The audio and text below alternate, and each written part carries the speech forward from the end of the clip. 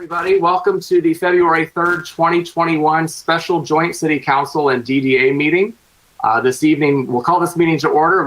This meeting will be co-chaired by Chairman Alan Karalik from the DDA and by myself. And with that, we'll ask City Clerk Dixon to have the roll call done. Mayor Baker? Here. Councilmember Abraham? Here. Mayor Pro Tem Brooks? Here. Councilmember Chamberlain Krenga? Here. Councilmember Erickson Galt? Here. Councilmember Hamilton? Here. Councilmember Hoderick? Here. Chairman Karalik? Here. Mr. Blair? Here. Ms. Bush? Here. Mr. Kiesling?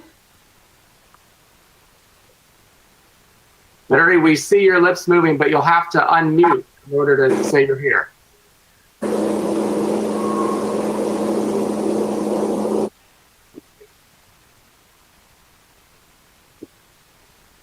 I'm here. We'll get to you, Ernie. Hang tight.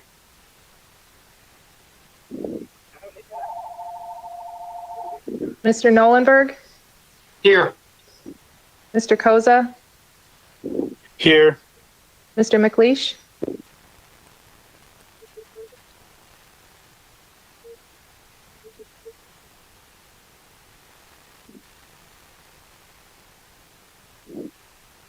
Mr. Here. McLeish?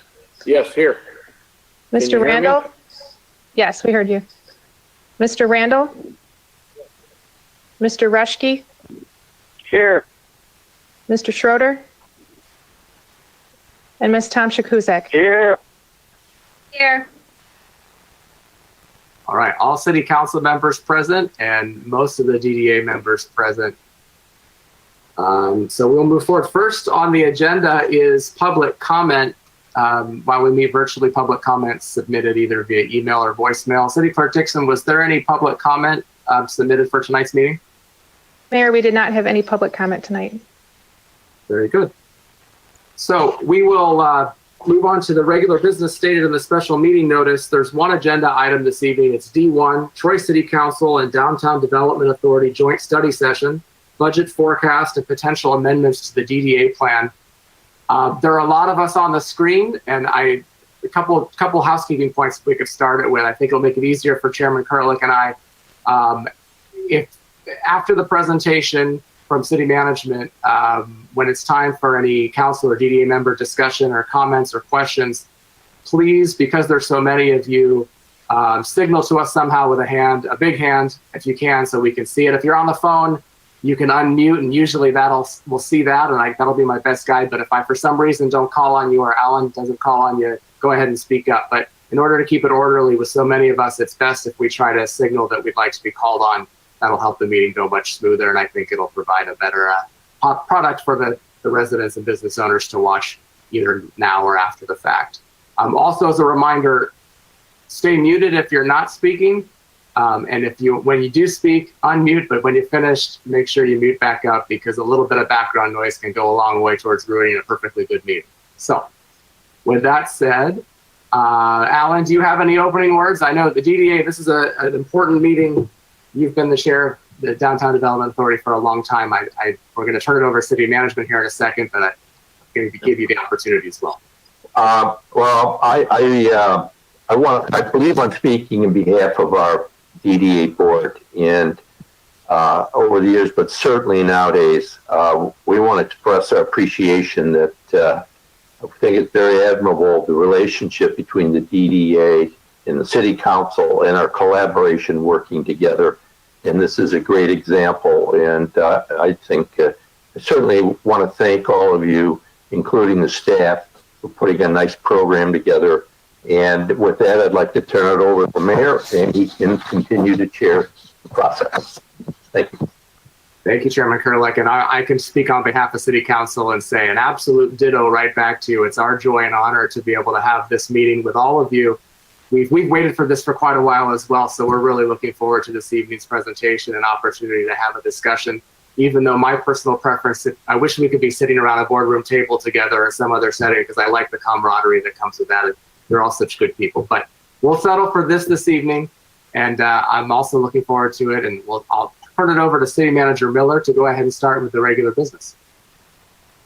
Thank you, Mayor, and good evening, members of council and members of the Downtown Authority. Thank you, IT, for putting the presentation up. We will ask IT to forward the slides by saying next slide. Next slide. The purpose of this meeting is to provide an overview of the DDA Act and the potential powers, and also inform City Council and the Downtown Development Authority of the Zen Apartments and the impact of having residents in the DDA, and that a Development Area Citizens Council will be required to be created, and that will be via an amendment to the DDA plan. We also want to review and provide an overview of what the current DDA plan permits. We're also going to provide a little bit of a history of what the DDA has accomplished since 1993 when it was created. And also, importantly, we're going to inform council and the DDA of a forecast of how COVID and the payment and refinancing of bonds will affect the budget for the DDA. And then also inform both council and the DDA of some maintenance deficiencies in the Big Beaver right-of-way, such as landscaping and irrigation, and then recommend a plan of action. I also would note that, the construction of I-75 is getting near completion, although it's not as fast as we all want. There will be a landscaping phase, but the center areas of what's called the DDI, the diverging diamond intersection, will not have any landscaping, and so we'll address that a little bit. And then in the end, we'll facilitate a discussion to help give direction to the city administration. And I am going to be assisted by Lori Grigg Bloom, the city attorney, Rob Melzak, our chief financial officer. Rob is also the secretary treasurer of the DDA. And then Kurt Bovenseep will talk a little bit about maintenance. Also want to remind council that Mark Miller, is also the executive director of the Downtown Development Authority. Next slide, and at this next slide, I am going to turn it over to City Attorney Lori Bloom, and she will cover a few slides. Thank you. Thank you. Next slide, please. So we wanted to point out the DDA boundary, and most of you know what the boundary is, but you may recall that when we had the issue with the bonds, that there were certain parcels that needed to be exempted. So there are some holes, and that was done, again, just to keep the plan solvent. Next slide, please. And we also thought it was important to go over the powers of the DDA, and that is actually set forth in the state statute. And I wanted to say first and foremost that the purpose of the DDA and the overarching purpose is to facilitate economic growth and development and eliminate property value deterioration and strengthen the tax base. So if you keep that in mind, all of the plans will need to support that principal policy. And so there are a number of details, and it's in the state statute. They're eliminated. Basically, you can develop long-range plans, you can propose, plan, construct, renovate public facilities, you can plan improvements to public facilities, you can do lots of studies as well. Next slide, please. And it's continued on. You can enter into contracts, purchase land, improve land, lease any building or property, or create and fund marketing initiatives that benefit the general retail marketing of the district. Next slide, please. So we also wanted to talk to you a little bit about Zen Apartments, because that will be our first residential development within the DDA district. And the state statute does have specific provisions when there are more than 100 residents in a DDA district. Next slide, please. City Attorney Bloom, it looks like there's a question from Mr. Nolenberg. Would you mind? We just make sure see what that is real quick. And Marty, we'll try to hold questions till the end, unless there's a specific reason it needs to be done right now, but go ahead. Well, my question dealt with the boundaries, so I can ask the question now or wait. It's up to you. City Attorney Bloom, do you have a preference? Either way is fine. It might be better to get through the entire presentation, and then it might be a little easier to go back to the boundaries. That works. Thank you. Okay. And thanks for putting up a big hand, Marty. I was able to see it, so that was a good example. So just to return, the Development Area Citizens Council is required to be part of the DDA, and it's required to be formulated when there are more than 100 residents. And we understand that the Zen Apartments will have occupancy. We believe it will be July of this year, that they will have more than 100 residents in that apartment complex. So as a result, we will need to do two things. We'll need to amend the plan to say that there will be a Development Area Citizens Council. And then once the residents are there, you'll need, City Council will need to appoint the members to that Development Area Citizens Council. And, you know, once it is formed, they do have a voice. They are required to meet. They're subject to the Open Meetings Act and everything, but they are there as an advisory body to give recommendations to the DDA and ultimately also City Council. And next slide, please. And I think I've covered all of this already, so I will turn it back over to Mr. Miller. Thank you, Lori. Next slide, please.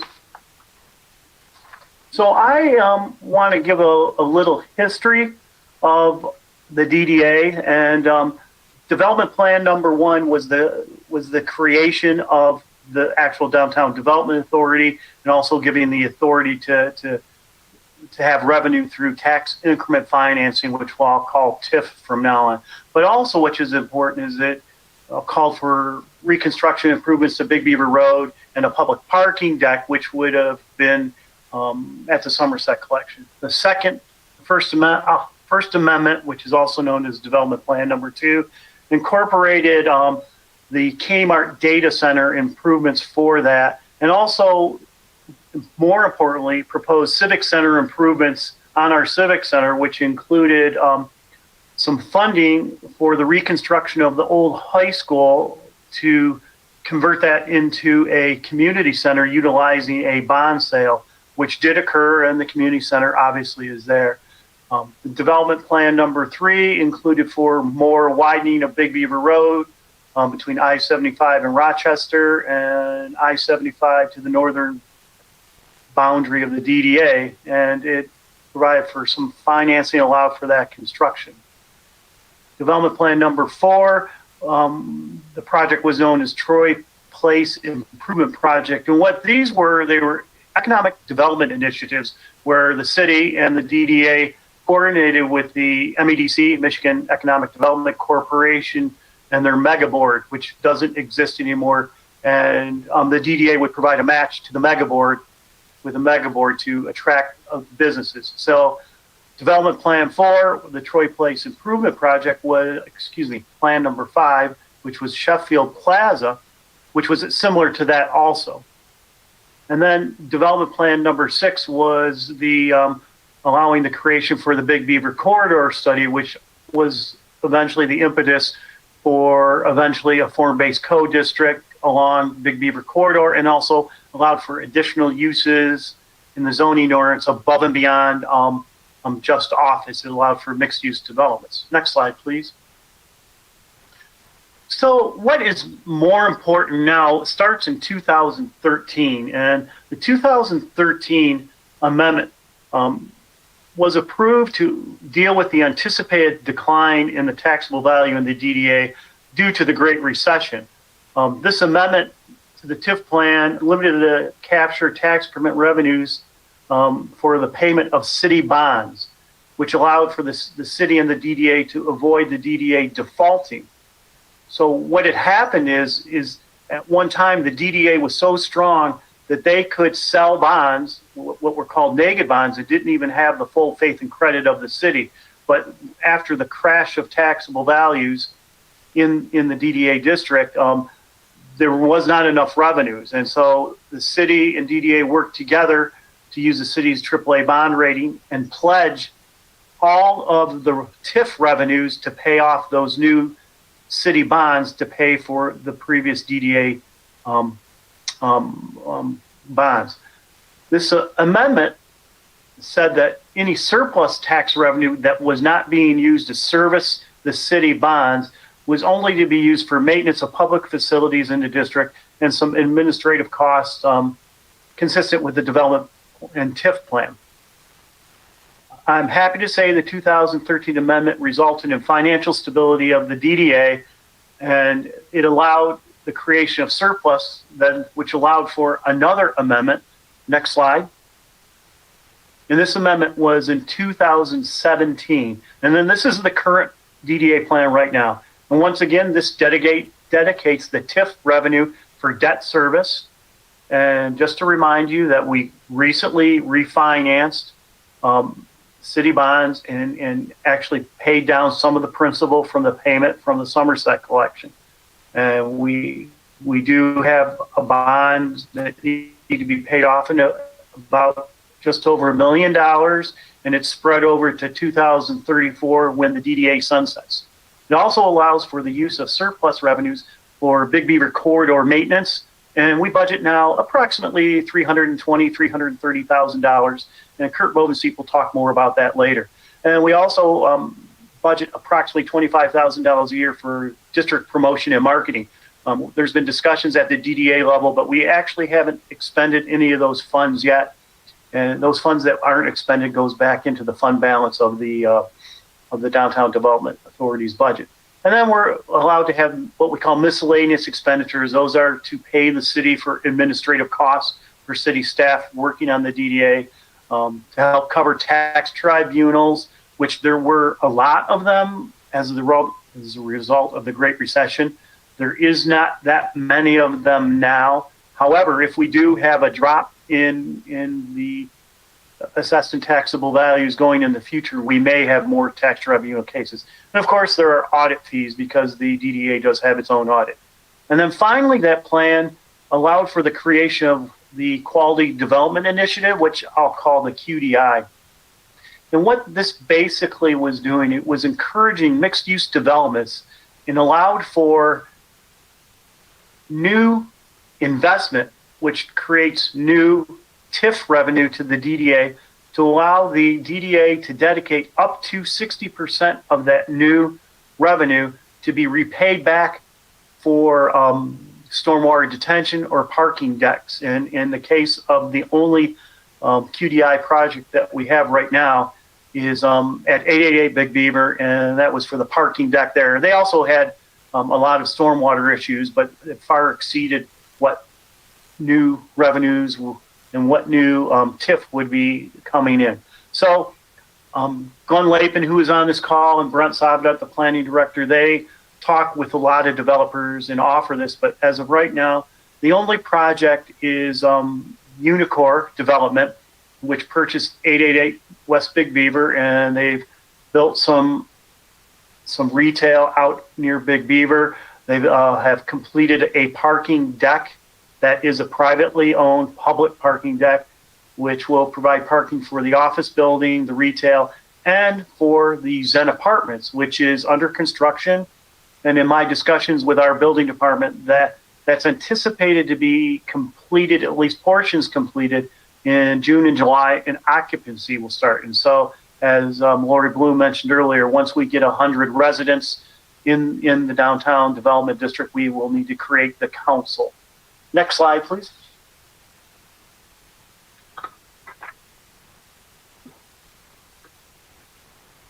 So I am going to turn this over to Rob Melzak, our Chief Financial Officer and the Secretary Treasurer of the Downtown Development Authority. Thank you.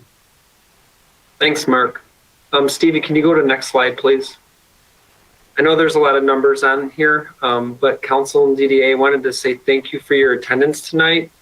In focusing on the 2021 budget column, I wanted to just let you know that things have changed since this budget. And so further in the presentation, we'll talk about our 3-year forecast.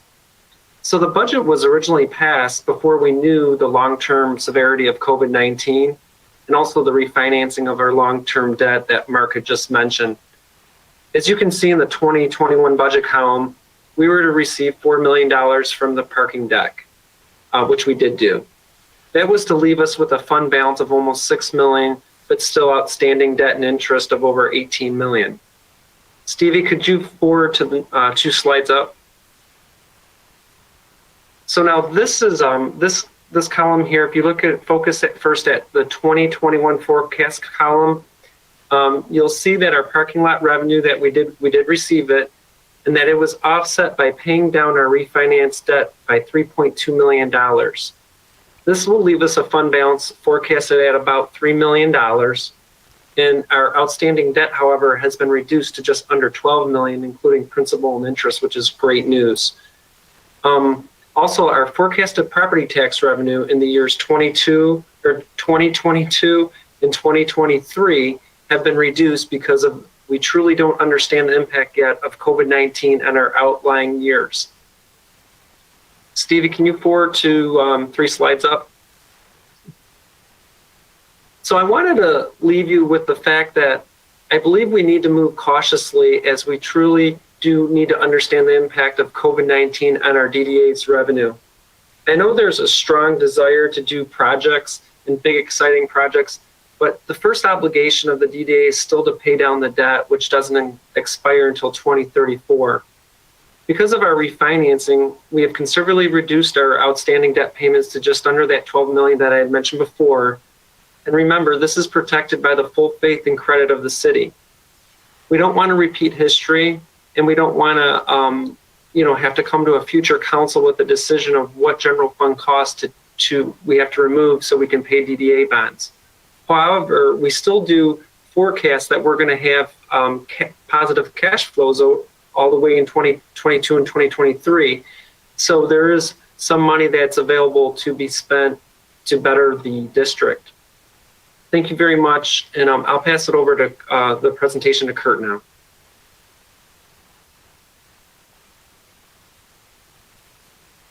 Good evening, Council and DDA Board. Thank you. I'm going to talk a little bit about the current conditions of the maintenance program on the DDA and the landscaping conditions on the DDA. Next slide, please.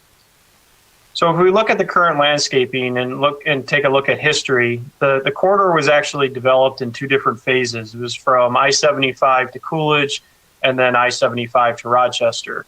With that came 2 different styles of landscaping, and that I-75 is really what bisects those landscaping styles. Both of the landscaping styles wanted to develop a corridor feel through Big Beaver. So it was intended to have visual obstructions in the median, so those traveling eastbound couldn't see the north side of Big Beaver, and those traveling westbound could not see the south side. Through my years and participating with the DDA board and listening to constituents, that I think that idea has expired. I think there is a desire to have people see on both sides of the road so they can see the advertisings and see what's available to them. And along with that, the design included a lot of flowers, annual flowers, and a lot of landscape that required a lot of maintenance and a lot of irrigation, which leads to the deficiencies of the landscaping right now. As Mr. McLeish has brought up for many, many years, the spruce trees that line the median right now are diseased and do have insects that attack them. We've been pretty successful with treating those trees, but they are declining rapidly. And just as a reminder as well, those also host our Lights of Hope program. So we decorate those trees in the corridor during the holiday season. When landscaping is designed, it's designed, and Mr. Kurlik, I'm sure, has a lot of experience in this, is you try to design it for 10 to 15 years. But if we could go back just one slide, please. Thank you. As the landscape matures, we get into that 20 years, the landscaping wasn't designed, and they start to encroach on each other, and they start infilling too much, like what we're seeing on the median right now.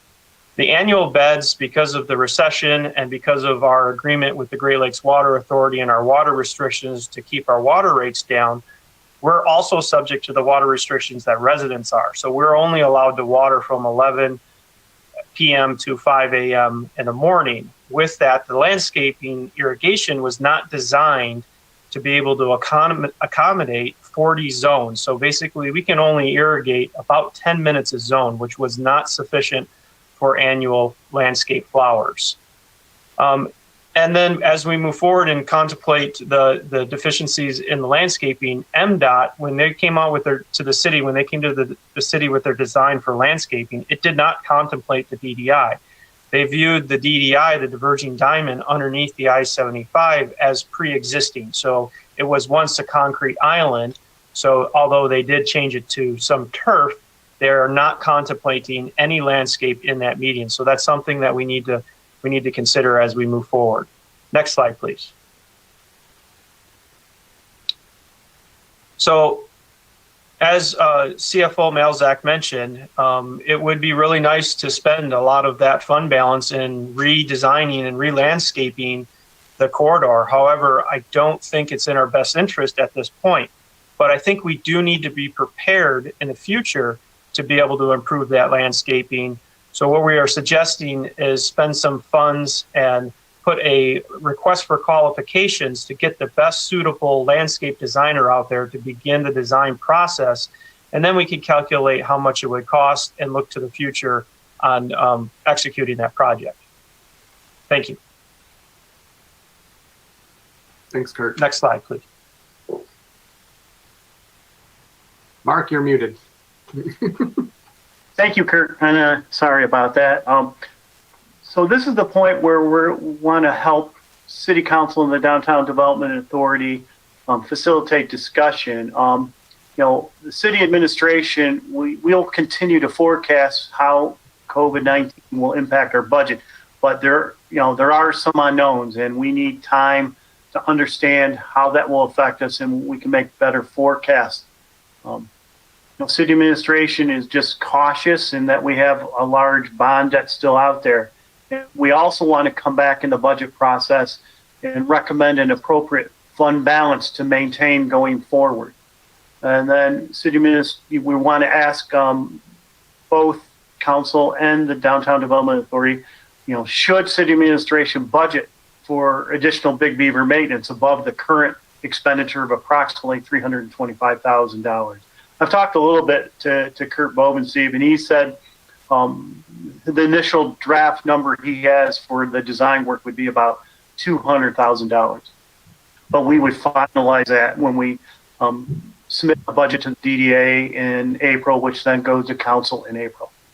And then should we have additional funding for marketing above $25,000, the only thing I would say is that we've been talking about this marketing and promotion, but no funds have actually been expended to this point.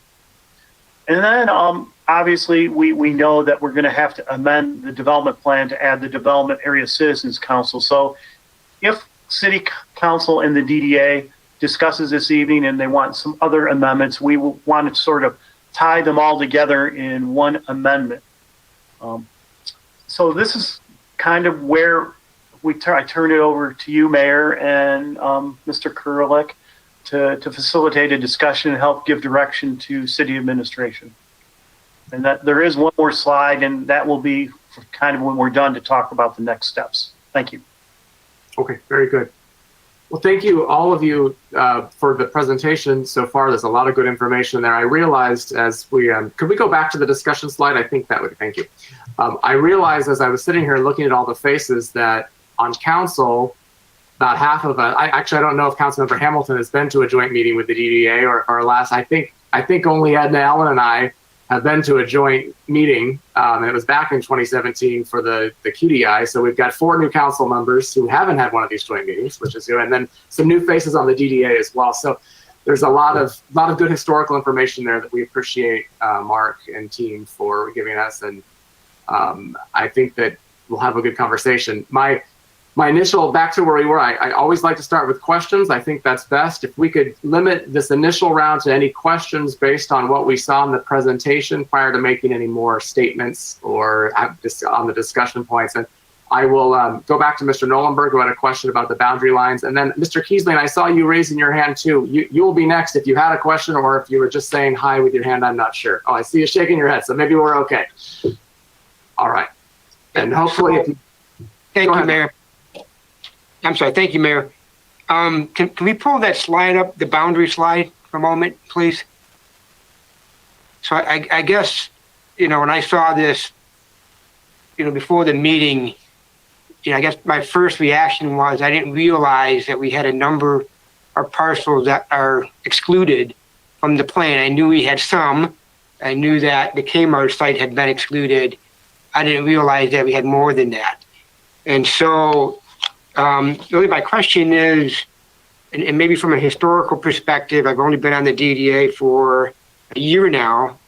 If somebody could explain to me, why they were all excluded, when they were excluded, and do they ever get included at some point in time in the future? Is that something that we should look at in the future? And if they do get added, what does that look like from a cash flow perspective? I got 4 or 5 questions in there, so anybody that wants to answer it, I'd appreciate it. Thank you.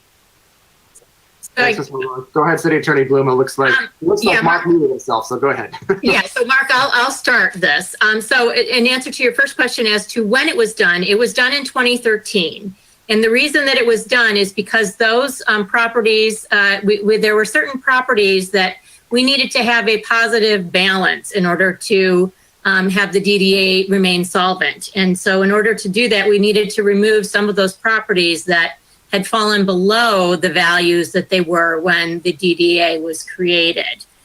So that's the reason why. As far as whether or not they can be added back in, it would be difficult to add them back in, and I'm not sure that you would receive a benefit from adding them back in.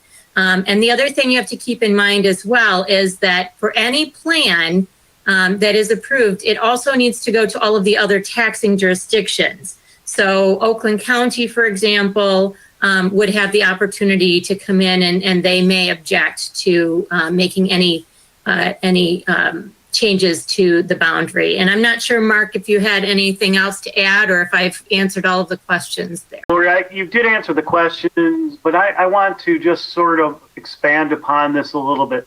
So what happens with the Downtown Development Authority is when it's created in 1993, there's a base value of what the property's taxable value is, an assessed value. And so those properties, as their value increases, we get tax increment financing capture. And this is computed aggregately with all of the properties. And so what we found out back, before we approved the 2013 amendment, that these properties had fallen below their value in 1993, if you can believe it, and they were a negative draw on the TIF. So by eliminating those properties from the TIF plan, they were then able to increase the revenue because that was not bringing down the aggregate. And Lori is true, by bringing them in, we risk the possibility of interfering with potential TIF revenues coming in because we have to work with all the other taxing jurisdictions. But that doesn't mean that those properties which are identified in that amber, they still can, they still are part of the DDA. It's just that they're not being used to make the computation or calculations for the TIF. Now, of course, Nino is on board, and Nino, our assessor, if we said anything wrong, you can correct us if you see necessary. No, you're all just fine, Mark. That was very good. Thank you. Does that answer your question, Mr. Nolenberg, or do you have follow up? Yeah, it's helpful. I may have more later, but that's good for now. Very good. Any other specific questions about the that anybody has? I've had several discussion points. Chairman Perlich, please go ahead. Oh, don't forget to unmute yourself, though. Sorry, Mr. Mayor, thank you. By the way, I just would like to clarify, if it's okay with you, that any of our DDA members, if they raise their hand, you will just go ahead and manage that discussion. No need to go through me, right? just so everybody knows. All right. Thank you. The clarification maybe is in terms of this additional $200,000 that you were talking about, Mark. And also in terms of marketing, what precludes the adjustment in the budget in terms of marketing, and in fact for the landscaping, the landscape architect and so on. So what is coming first here? So when we see our budget later on this year, how is that being managed? Mayor? Yeah, go ahead, Mark. Thank you. What we are proposing to do is that city administration will propose a budget to the Downtown Development Authority for your April meeting. And we would do some research and make a better estimate of how much we may need to expend to do the design work for the median in the right of way. And right now we're saying 200,000, but that's a draft number. And we may include that over 1 or 2 fiscal years. We're not sure, but we'll include that in there. And the concern, I have about adding additional dollars in marketing is that over the past couple years, I think going back to 2017, we've had $25,000 a year set aside, and we still haven't expended anything. I think we need to really look at what marketing we really want to do and then put a number to that. We kind of put the $25,000 initially because it was an amount of money that we could put in without really impacting our budget.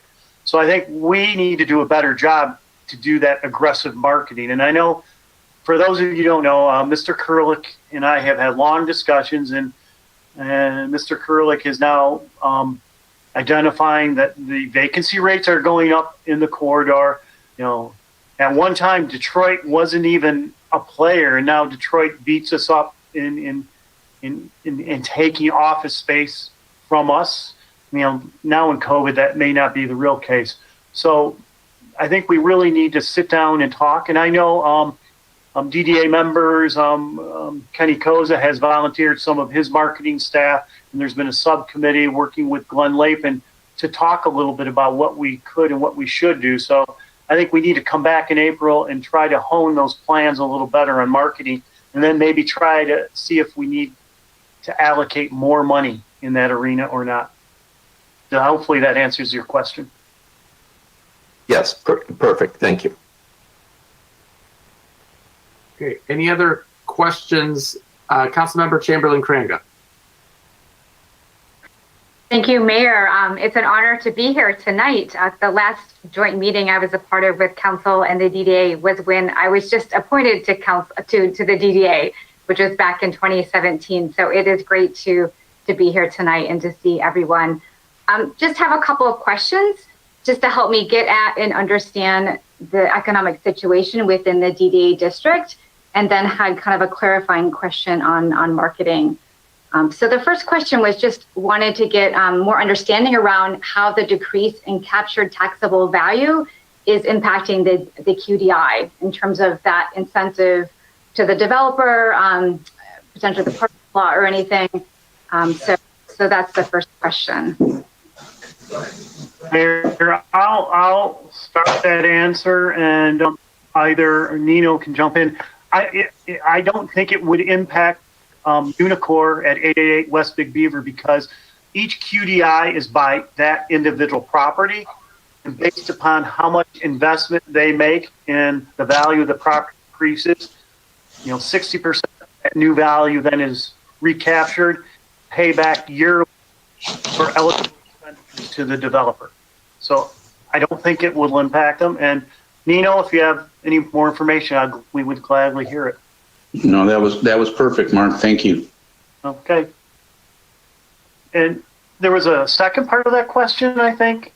So the second question, was wondering if it impacts the parking deck or anything, but I don't presume that it does.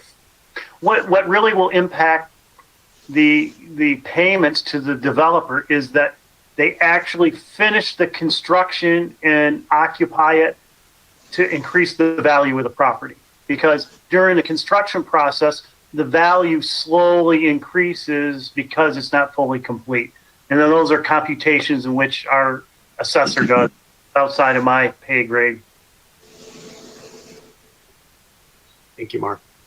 Do you know anything to add on that? I just wanted to state that, to reiterate, not restate, to reiterate that the QDI only pays on taxes that are paid. Like the last time that we had to send them a check based on the value that they had generated, they had several personal property accounts. Those are like offices within the buildings that didn't pay their taxes. So there was no revenue generated from that. So the only taxes that they get are taxes that are paid. And that's an important distinction, because while the value may increase, they don't necessarily get all of that value because the taxes have to actually be paid. Thank you, Mr. Mayor. Thank you, Nino. Councilmember Chamberlain-Carranca, do you have something else? Yes, that's very interesting. So the second question was just perhaps from Glenn Lapin, if we have any updates in terms of projects that were planned for the DDA district, but potentially are maybe not moving forward. And I think of the Hyatt project that was supposed to be moving forward. I don't know if there's been any changes in major developments that we were expecting within the district. Good question. Hi, Glenn. No, yeah, hi, I'm Mayor. The projects that you're referring to along the Big Beaver corridor, they are still in the pipeline. They are still in the planning stages, but they have been delayed due to the COVID. So we have not seen any applications as of yet in terms of for QDI, but there are at least 2 or 3 projects out there that have kicked the tires a little bit on QDI for their projects, but they have been slowed down a bit because of the situation today. Thank you. Just to follow up on that, Glenn, sorry, other projects that aren't necessarily planning on or looking to the QDI, have there been any cancellations of any development projects that separate aside from QDI potential users?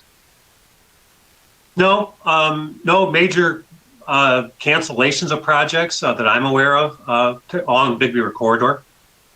Okay. Thank you. Councilmember Chamberlain-Carranca, do you have any other further questions? Just the very last question was, I did see your council packet and saw from your previous meeting where you were speaking about there was conversation around marketing ideas. And one of the ideas proposed by a firm was around this Troy Lunch Club. And so just wondered if again, that's sort of on hold and, where folks were thinking, especially given this COVID environment and just knowing a lot of return to work, of course, has been delayed given this environment. Hold on a second, David. Mark, do you want to answer that? Well, I think I would refer this over to.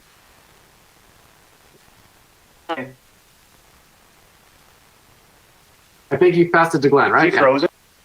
Yep. Okay. There you go. You kind of broke up there. Yep. Yeah. Kenny Koza, we were talking with him a little bit and worked with the marketing firm. We brought a Troy marketing firm in to give us some ideas that we talked about the last meeting. I think there were some excellent ideas that were put forth.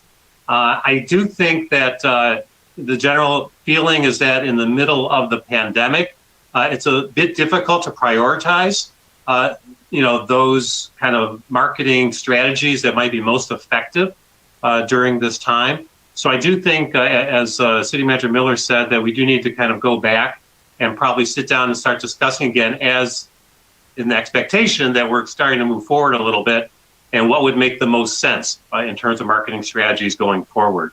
And whether or not that's with SMZ, which is the Troy firm that made the recommendations, or others or whatever, but those are the kind of strategy I think we need to move forward on. Very wise. Thank you. Thank you, Glenn. Is that it, Rebecca? That's it. Very good. Now, David, before I get to you, Edna, were you raising your hand at the same time? I'm going to go with Councilmember Abraham first, and then I'll go to you, Councilmember Hamilton. Thank you, Mayor. 2 questions. The first one is in regards to the Citizens Council. Wanted to know a little bit more how big this council would be and how we might go about recruiting people to be on this council. And the reason I ask that question is, we're a city with a population of about 80,000 people, and sometimes we have difficulty on staffing or getting people as volunteers on our other boards and committees. So wanted to understand a little bit more about what staff might have in mind. Great question. City Attorney Bloom, is that? I think that would fall to me, yes. And and of course, I do not have the number right now as far as how many people it would be, but it would be similar to what your other, how you fill your other boards. And basically that is, I thought I might have written it down, but I don't. Oh, 9 members. Yes, it's 9 members. Thank you. And you would fill that similar to how you would fill all of your other board and committee appointments, but it has to be from somebody who is in that, a resident in that developmental area. So I would presume that once the Zen apartments are occupied, that you would be sending notices to all of the residents. They have to be over 18, obviously, but basically that is one of the ways that you can do that.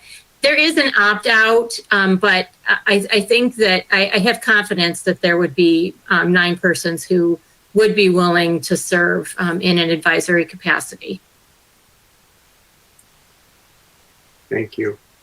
1 second. Yeah, Mayor, just really quick, just to remind everybody, occupancy will start in July and June of this summer, but that will be a phased occupancy. So it may take a while before they even get to 100 residents.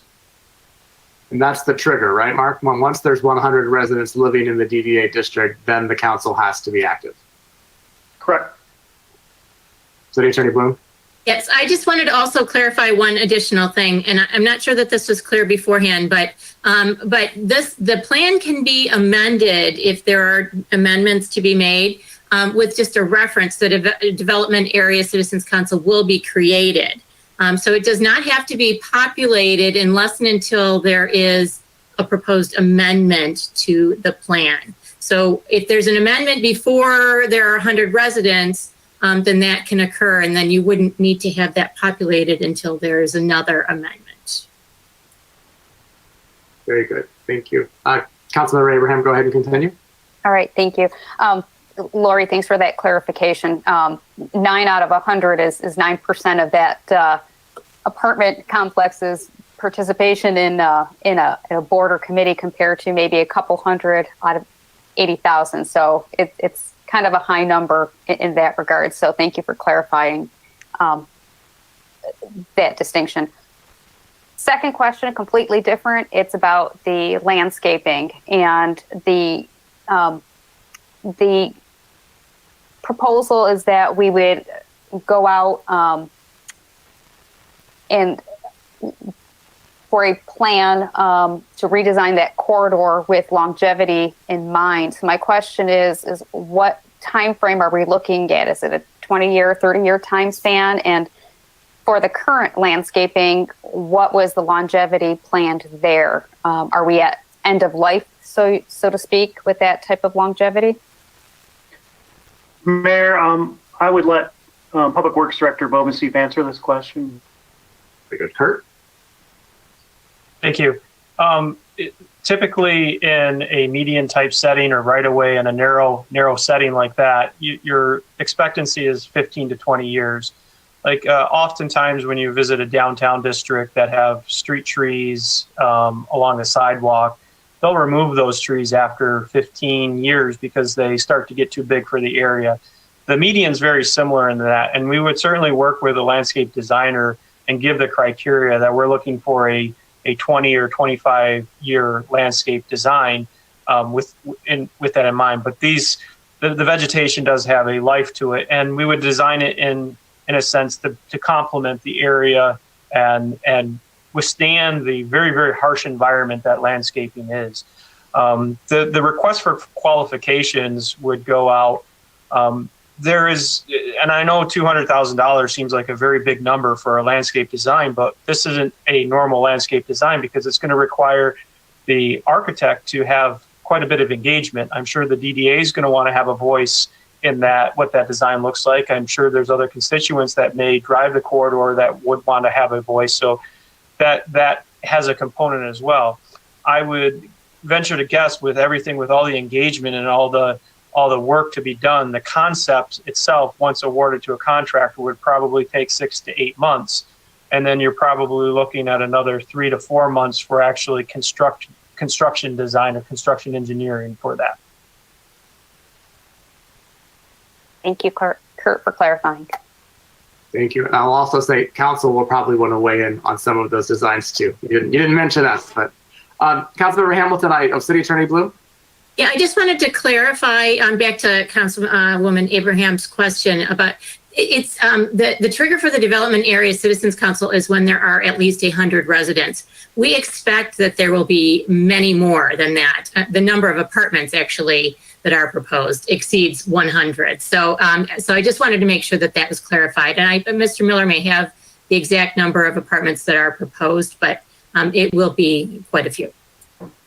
Mayor, Thank you. Mayor, Community Development Director Brent Savana is on. He may know the number of units in the Zen Apartments. Thanks, Mark. I believe the number of units is 272. But it'll be free, right? So I mean, yeah, I should note that they're phasing the development right now. So they're looking at it's 8 stories total, and they're looking at opening up the first 4 stories. So I would assume half the units by around July, and then the next 4 stories around Thanksgiving in November. Thank you, Brent. City Attorney Bloom, if we couldn't get 9 people, what are the consequences of that? Well, if there are no plans that are proposed, if there are no proposed development plan amendments or TIF amendments, then really there's no need to have the board fully complemented. Obviously, it's always helpful to have advisory opinions and to have people who are living there providing recommendations. So that certainly is to be encouraged. Sounds like some of us will be door knocking in the apartment complex. We'll do it. So, Councilmember Hamilton, I said you were next, but I just want to check with Ms. Husak because she has to leave in 5 minutes, and she had her hand up. I just wanted to give her a chance real quick. We could. No, I just wanted to reiterate with the Citizens Council. I know a lot of the companies within the 8-8 building have already started going at and doing the leasing. So a lot of this will be people who are directly working in the 888 building, because I know of at least 20 apartments off the top of my head that are already kind of pre-leased out. So I think it won't be as difficult as we think to get the council together. You can share those names and numbers with us, Tara, and we'll start. That I have. All right. Thank you. All right. Councilmember Hamilton, go ahead. Mr. Kiesling, you'll be next. Thank you, Mayor. I wanted to follow up on what Mr. Nolenberg was talking about regarding the parcels that aren't part of the DDA plan anymore. One question I had is, are any current parcels negative now with the anticipated drop due to COVID? And then I remember the last event I attended before the COVID lockdown was the mayor's meeting, which was at Morton Steakhouse. If council here remembers that. That was really the last time I've been around other people that weren't like in my household, so without masks. So in that meeting there, we had representatives from Somerset there, and they were talking about the old Kmart, of course, and they had a plan in place. And so I know that the old Kmart is now not included as part of the DDA, but if they were to execute some kind of plan in the future, we still got 11 years left, or we still have 13 years left on the DDA. Could we then add them to it once they do that work to then capture that gain in taxable value? That's one question I have. Another question I have is, if the anticipated revenue the next 2 years will have a little bit of a drop, but regardless, we still are predicted to have a $4 million fund balance. And so my questions are, we've kind of talked about some of the things under the current plans that we could do. What I'm wondering is, what do other DDAs around the Metro Detroit area do? And if we were to amend our plan, what could we do? What options would we have? We still have $4 million fund balance. I don't know what we want that fund balance to be in the future, but I'd like to know the range of things and options that are available and maybe aren't part of the current plan. I know it's a lot of questions there. Go ahead and whoever wants. Why don't we start with City Attorney Bloom? She kind of answered how to add a property back in, but just to reiterate, I think short answer is yes, it can be done. So the Kmart property, if I'm right, could be added back in, but then you open it up to the other taxing jurisdictions and the whole district has to be looked at. Is that right, City Attorney Bloom? So actually, I'm gonna. It's a complicated analysis, basically, because when we did this, it was a very unique way of carving out those exceptions. So, so I would urge caution in adding them back in because we don't want those actions that have been previously taken to be subject to further scrutiny. But you notice, and I don't know if the map can be put back up again. IT, Stevie, if you could put that map back up again. Because you see that the boundary actually does include the Kmart.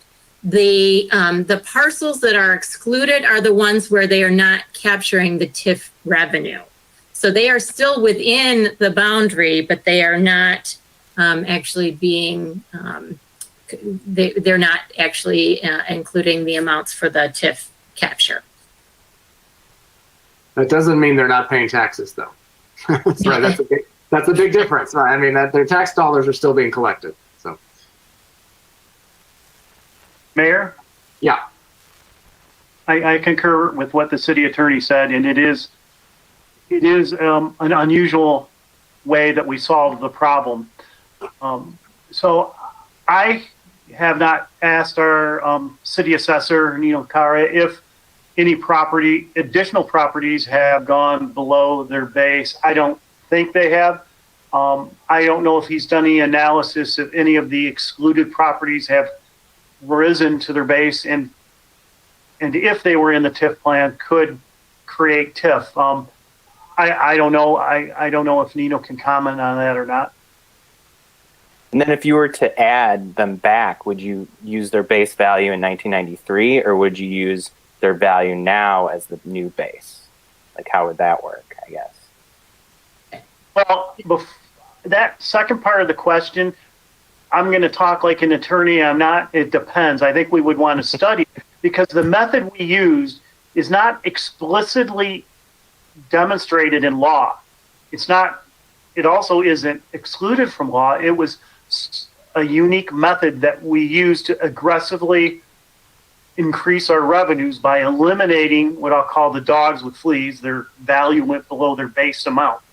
So I'm not sure if we can fully answer that. And I don't want to put our city assessor fully on, fully out there to answer questions in which he hasn't done a full analysis.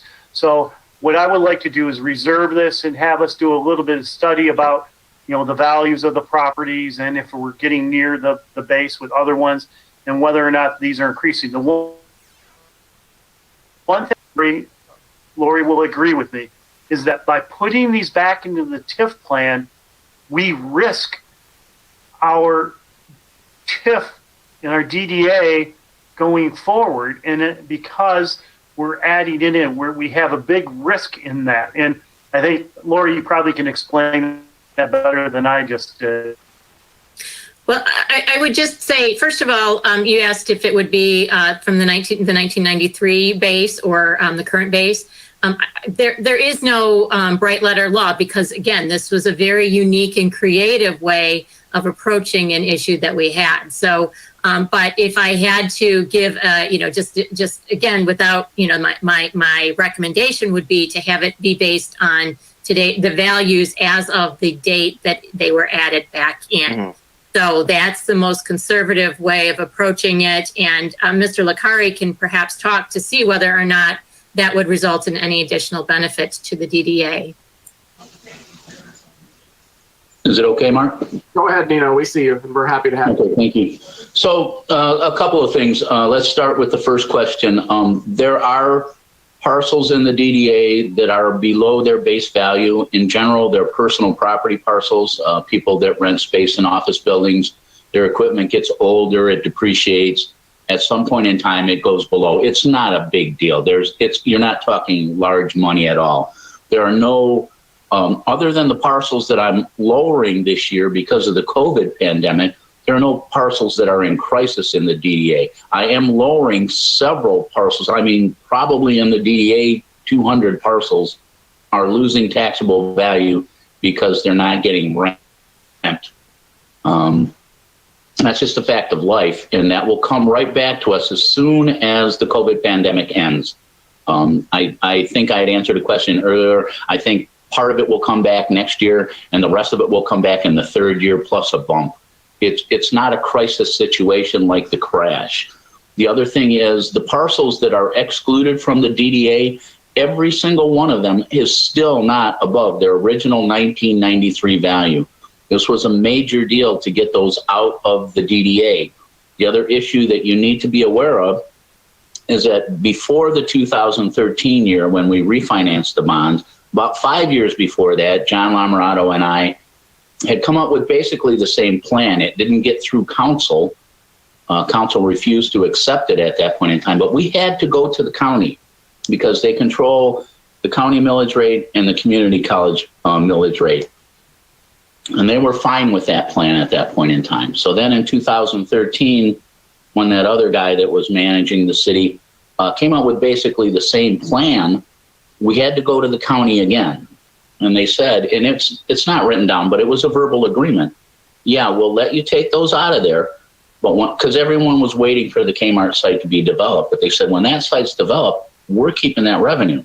Don't come back to us and say you want to put it back in your DDA. We're not giving you that money.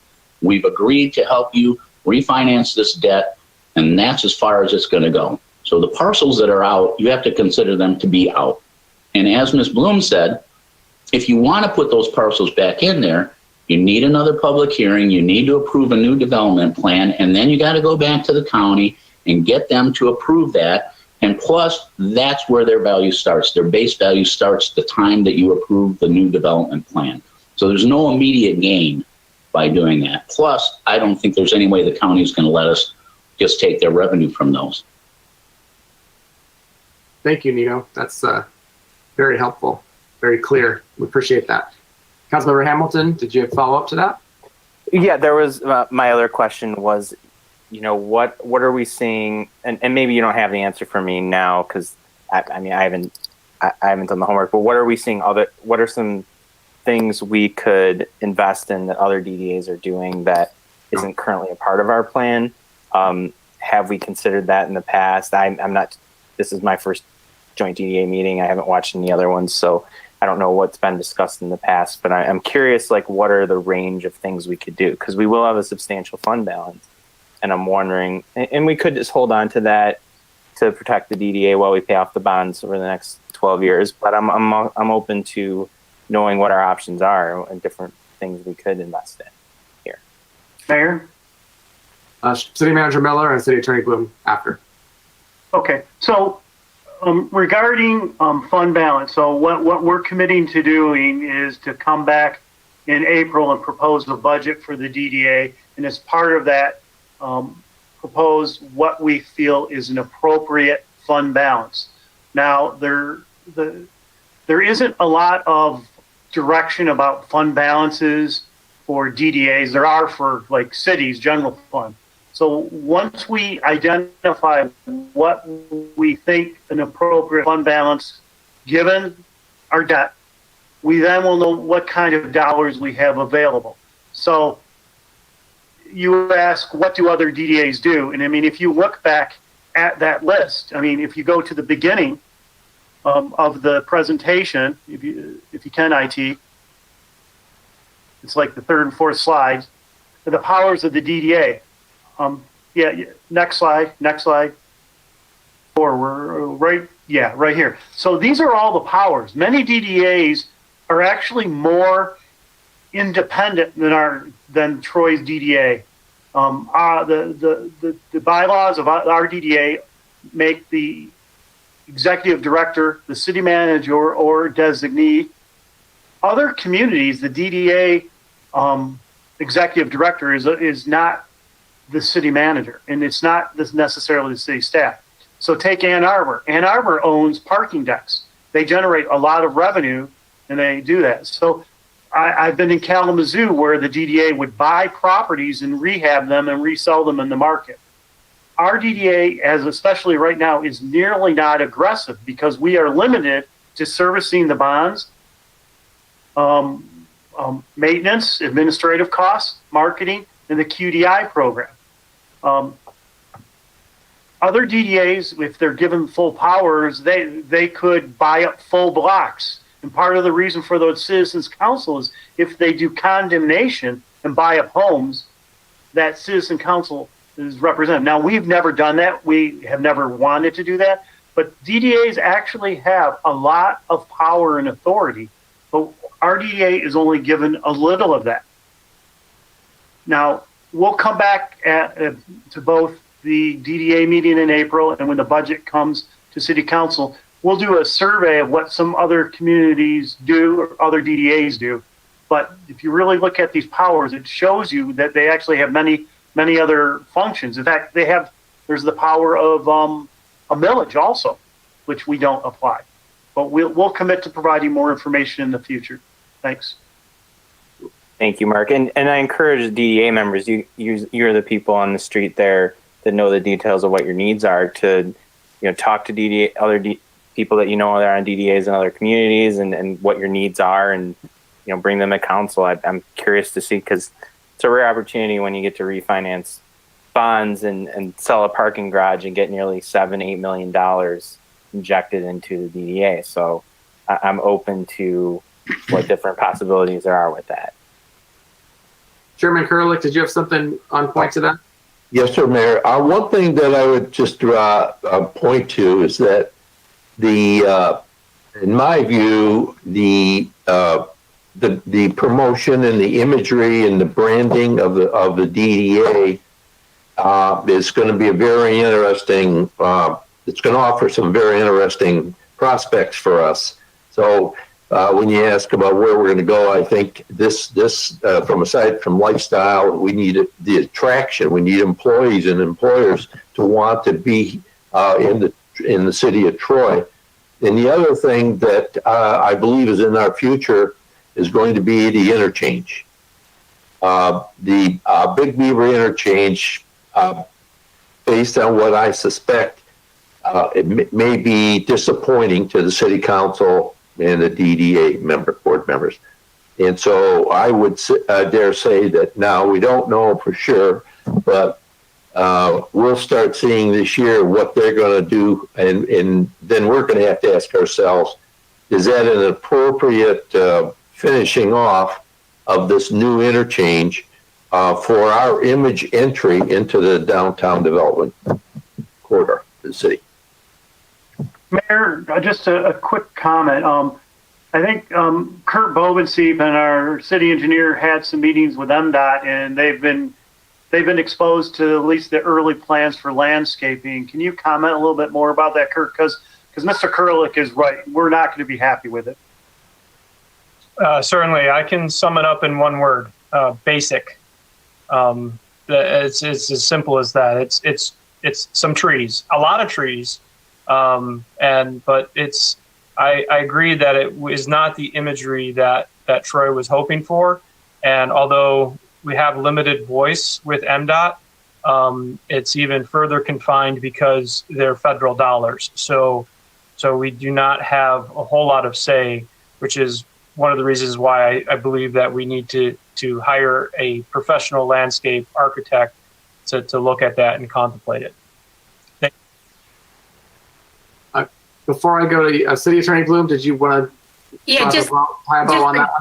Yeah, well, I know that Mr. Miller had, I was going to actually point to the slides, but I just want to make sure that it's very clear that what the DDA can do is limited by state statute and also what is in our plan, what's in the approved plan.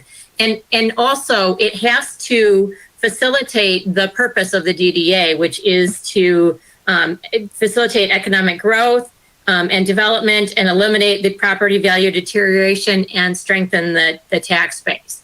Now, and again, I would defer to others, but I know that handicap accessibility has been something that certainly falls within that. Facade improvements also fall within that, absolutely. Landscaping.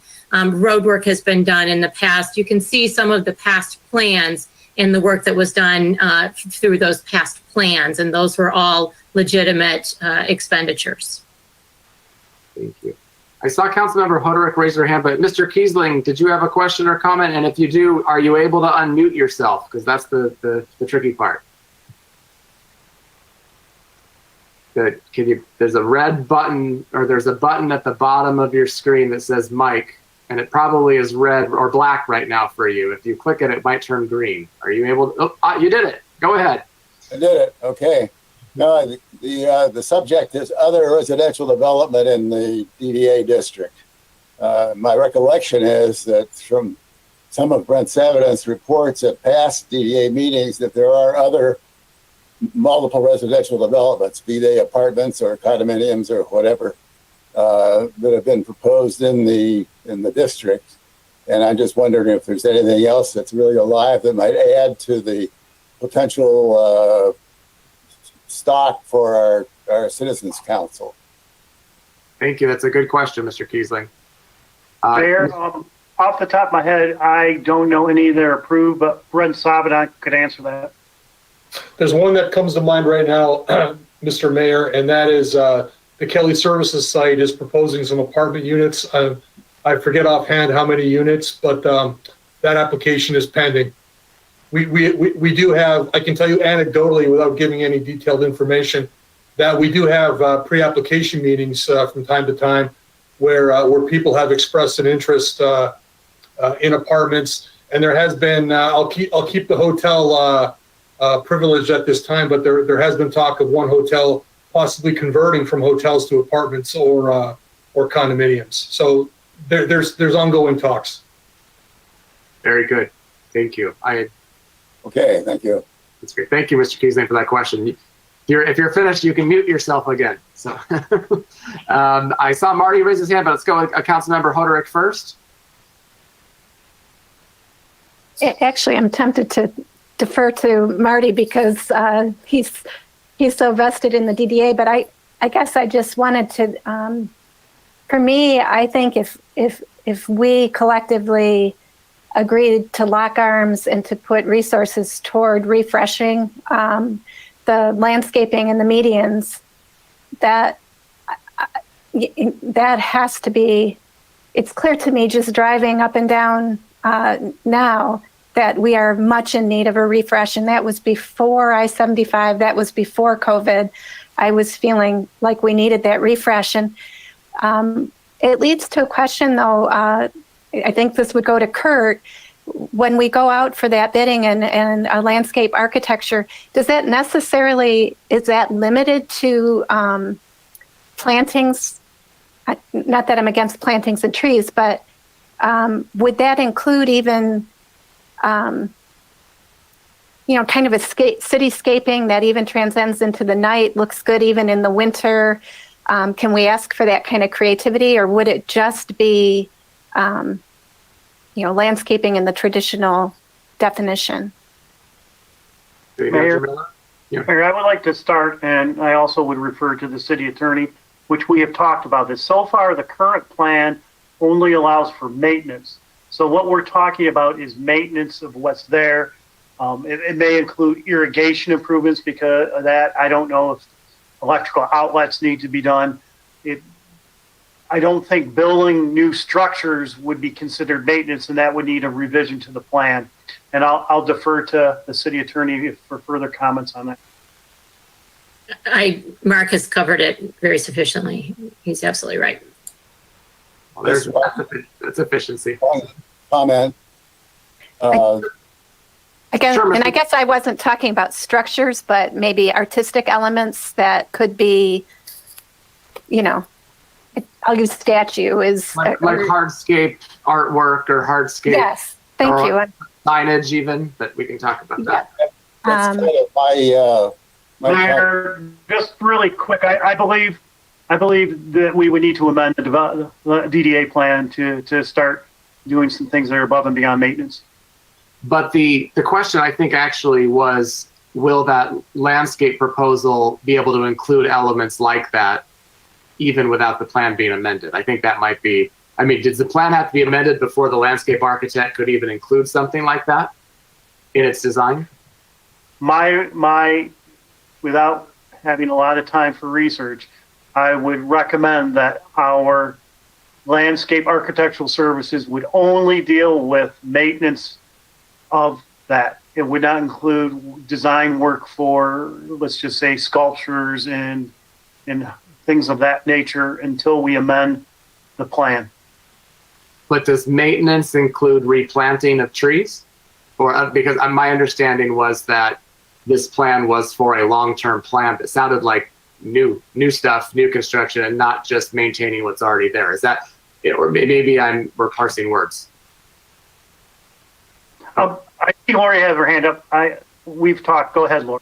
Well, just the most conservatively, your best approach would be to amend the plan to allow for this to occur, to allow for, and so you don't have to do everything that's in the plan, but you have to specifically authorize certain elements, if that makes sense. So that's the most conservative approach, is to tackle that, do the plan amendment.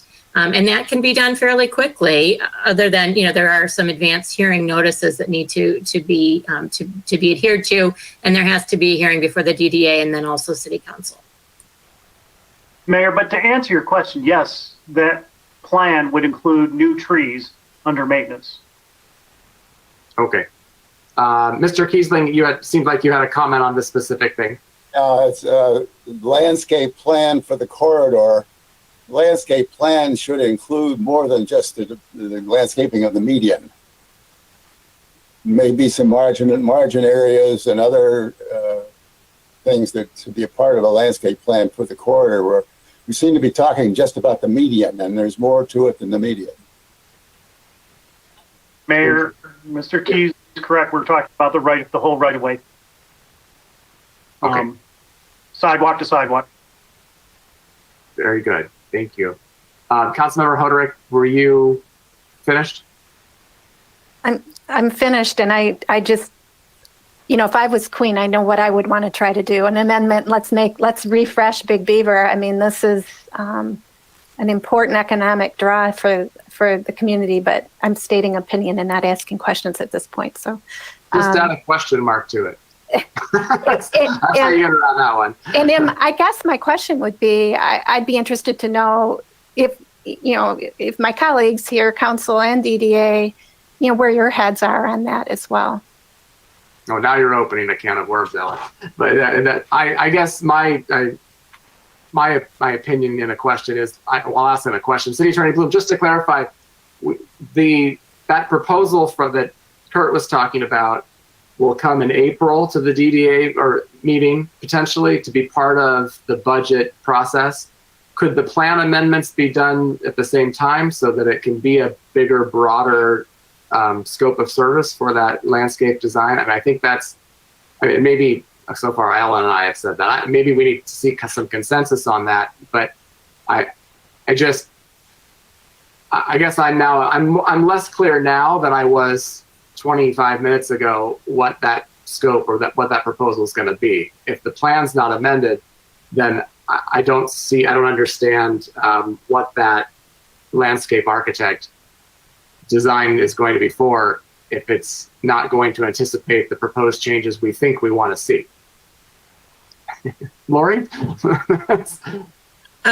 So again, we'd have to look at the specific language of the plan right now. And right now it's limited to maintenance, it's limited to marketing, and it's limited to paying the bonds. Those are the items that are covered currently in the plan and are authorized by the plan. Chairman Kurlik? Thank you, Lori. Oh, you got to unmute, Alan. Sorry about that. Thank you, Mayor. So given the conversation, which I think is excellent, and my suggestion would be, I think you're right on when you said when they come back, maybe the staff should evaluate what parameters that we are allowed to do today in the plan, and what would be some recommended flexibilities or enhancements. and maybe we need to make a few adjustments that reflect our ability, give us the ability to respond to the conditions that we see in our near-term future. I think that's a great point. Councilmember Abraham, did you want to? Yeah, just to go along with what Alan was saying is I think maybe the proposal or what we asked the architectural firm to do is maybe a multi-phased approach to the landscaping. And phase one would be the maintenance, which is what the current plan allows for. And we know that would may be a lower amount of money to spend, which if we're being conservative with how we spend, would be most appropriate. And then a phase two, which would expand, or phase three even potentially, which gets into maybe more of the artwork or, placemaking sort of, initiatives. So that was just my thought. Very good. I think that makes sense to me. Mr. Nollenberg, I think I skipped you. You had a question a couple people back, but I might have a couple now that. That's the downside of having these conversations. Well, I guess I'll just piggyback off of the most recent conversation, and it seems to me that are we being asked to create a recommendation today, or are we being asked to come up with a recommendation before the April meeting? I guess that's question number one. City Manager Miller? Yes, thank you, Mayor. What we're asking for is your input on where you think the DDA should go. Under the current plan, which allows for maintenance, we're recommending that we, at minimum, go and amend and improve that landscaping in the right-of-way under the maintenance classification. Clearly at this meeting, we're asking for your input on where to go and do more. So we're starting to hear that you want to do a little bit more. So that input we would receive back, we would interpret it and build it into the next budget. But it may then also require that we start working on amending the plan to allow for those additional types of activities. So actually this discussion, you are informing us in this discussion about direction. And I'm sure the mayor, before the end of the meeting, will ask for consensus and somewhat level of agreement so that we're sort of all on the same page where we're going. So are we going to get actual verbiage by the end of the meeting today, and then are we going to be asked to vote on it right away? No. We'll seek informal consensus tonight to give direction to city management and city attorney to come up with formal language to propose and present to us at future meetings. It'll be a looser, big picture ideas to give them so they can finesse it and provide us with specific ideas and language.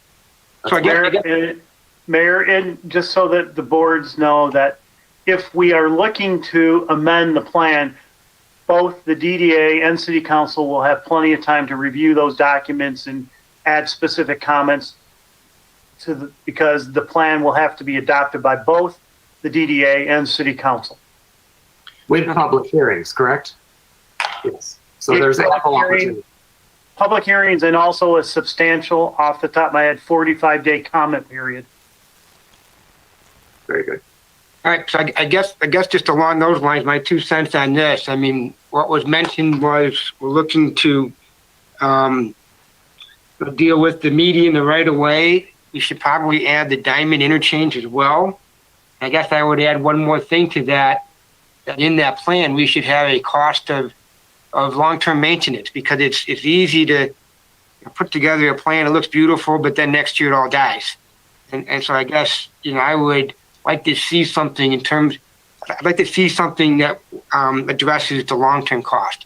So back to my original question, though, and maybe this is something that we add in the plan as well.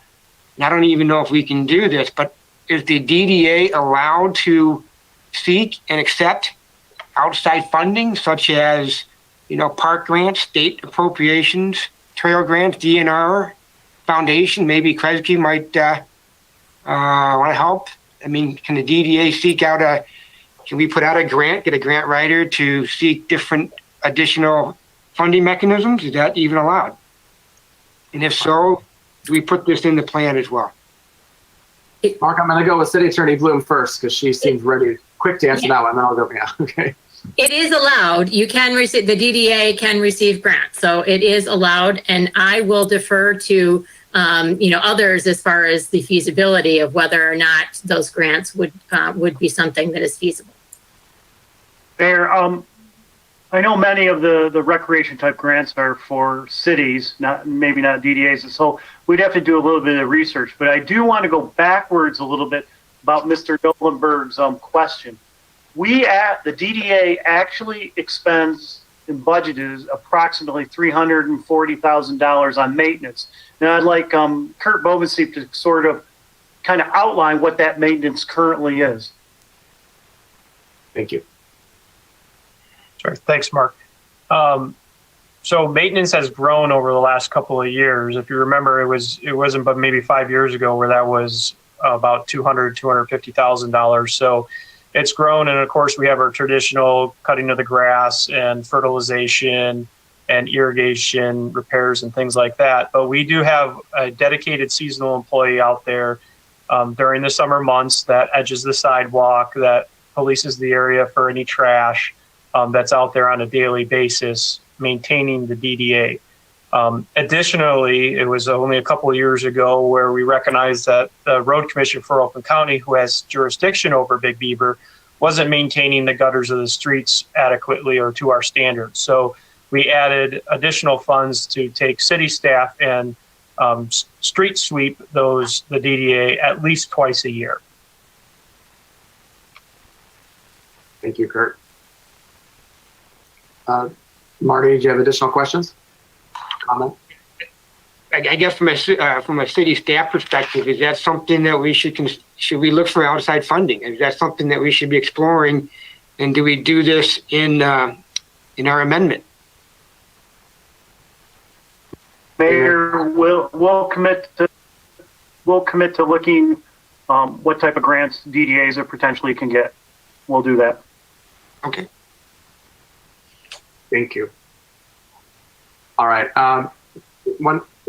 Before I call on Mayor Pro Tem Brooks, could IT put the slide back that has the discussion points just so we can have that in front of us as well, or for those that are watching the screen, because we're touching on some of them obviously as we ask our questions, but just want to have them up, so we'll move into that next bit. Mayor Pro Tem Brooks, go ahead. Thank you, Mayor. I just wanted to comment kind of along the lines of what Mr. Nolenberg was saying. I'm looking for grants. I just did kind of some cursory research of what some of the other DDAs were doing in Michigan. And I came across an article about how Howell had applied for some grants. And I know the Michigan Economic Development MEDC Corporation had a Main Street, or what was it called? The Match on Main program, where they were actually giving grant money specifically to downtown development areas. So they had applied for some of those grants and had received some money. So there are some grants out there that are specifically targeted to some downtown areas. So kind of looking at some of those, I think, would be helpful. Thank you, Mayor Pro Tem Brooks. Well, the first discussion point, I don't know that we need to really have much discussion on unless someone feels the need to talk about COVID and the impact. But I think that we've seen, and we've heard from Mr. Licari, the city assessor, on his expectations of, yes, we have the unknowns and the taxable values going down, but he's feeling positive that things will bounce back relatively quickly once COVID is behind us. Let's see. Before I forget, anybody who's calling in on the phone, did you have a question? I can't see you raising your hand. I want to make sure you had the opportunity as well. Mr. Koza or Mr. Blair, I can't remember, Mr. Reschke. I think the three of you are on the phone call. Did you have any questions? Of course, I can't see you raising your hand, so unmute and ask if you do. Mr. Koza unmuted. Go ahead. Nope, I'm all set. Thank you. Thank you. Nobody else is unmuting, so maybe not for right now. So we've heard a lot from council members. Anybody else on the DDA have any specific comments? Most of you have now either on the phone or Mr. Kiesling spoke up a little bit. I'm just want to make sure everybody has an opportunity here. City Manager Miller, based on what how our discussion has gone so far, and as I look at these discussion points in front of us,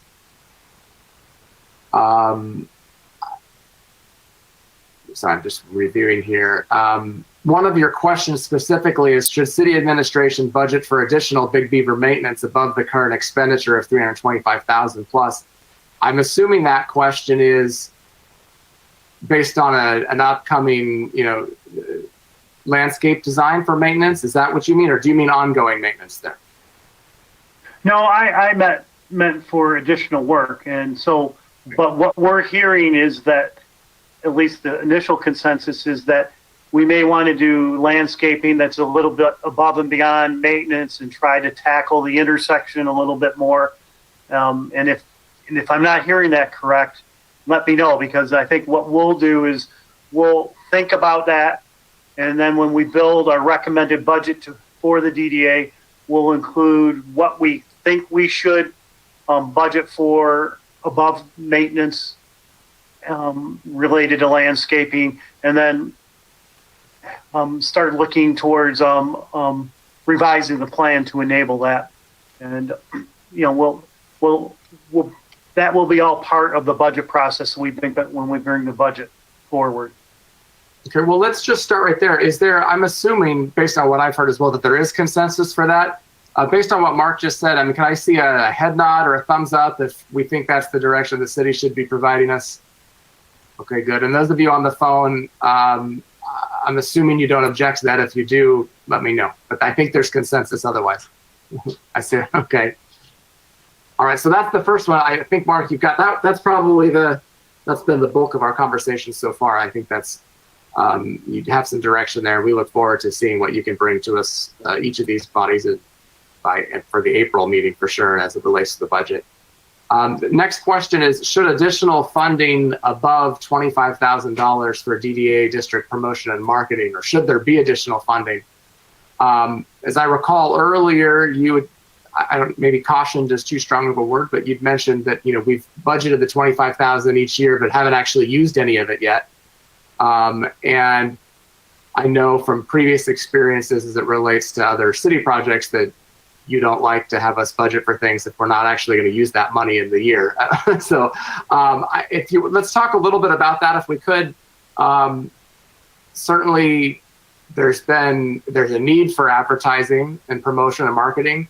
There's been the plan, the lunch bunch plan, which is unfortunately not a viable option for what's the state of our city right now because of COVID. I think at a previous DDA meeting, it was mentioned maybe briefly that that's a great program, but it probably doesn't encompass as much of what the DDA would like to see promoting and marketing do. And so let me, if I could, maybe Chairman Kurlik, I know you spoke a little bit about it before about vacancy rates. Is that something you're proposing? Do you think we should be focusing a little more on promoting our actual buildings and the value of moving your business to Troy, leasing space? Yeah. Is that what you were going with that? You want to speak to that a little bit? Yes, thank you, Amir. We're in our previous conversations at our DDA meetings, and might happen to be my beliefs, that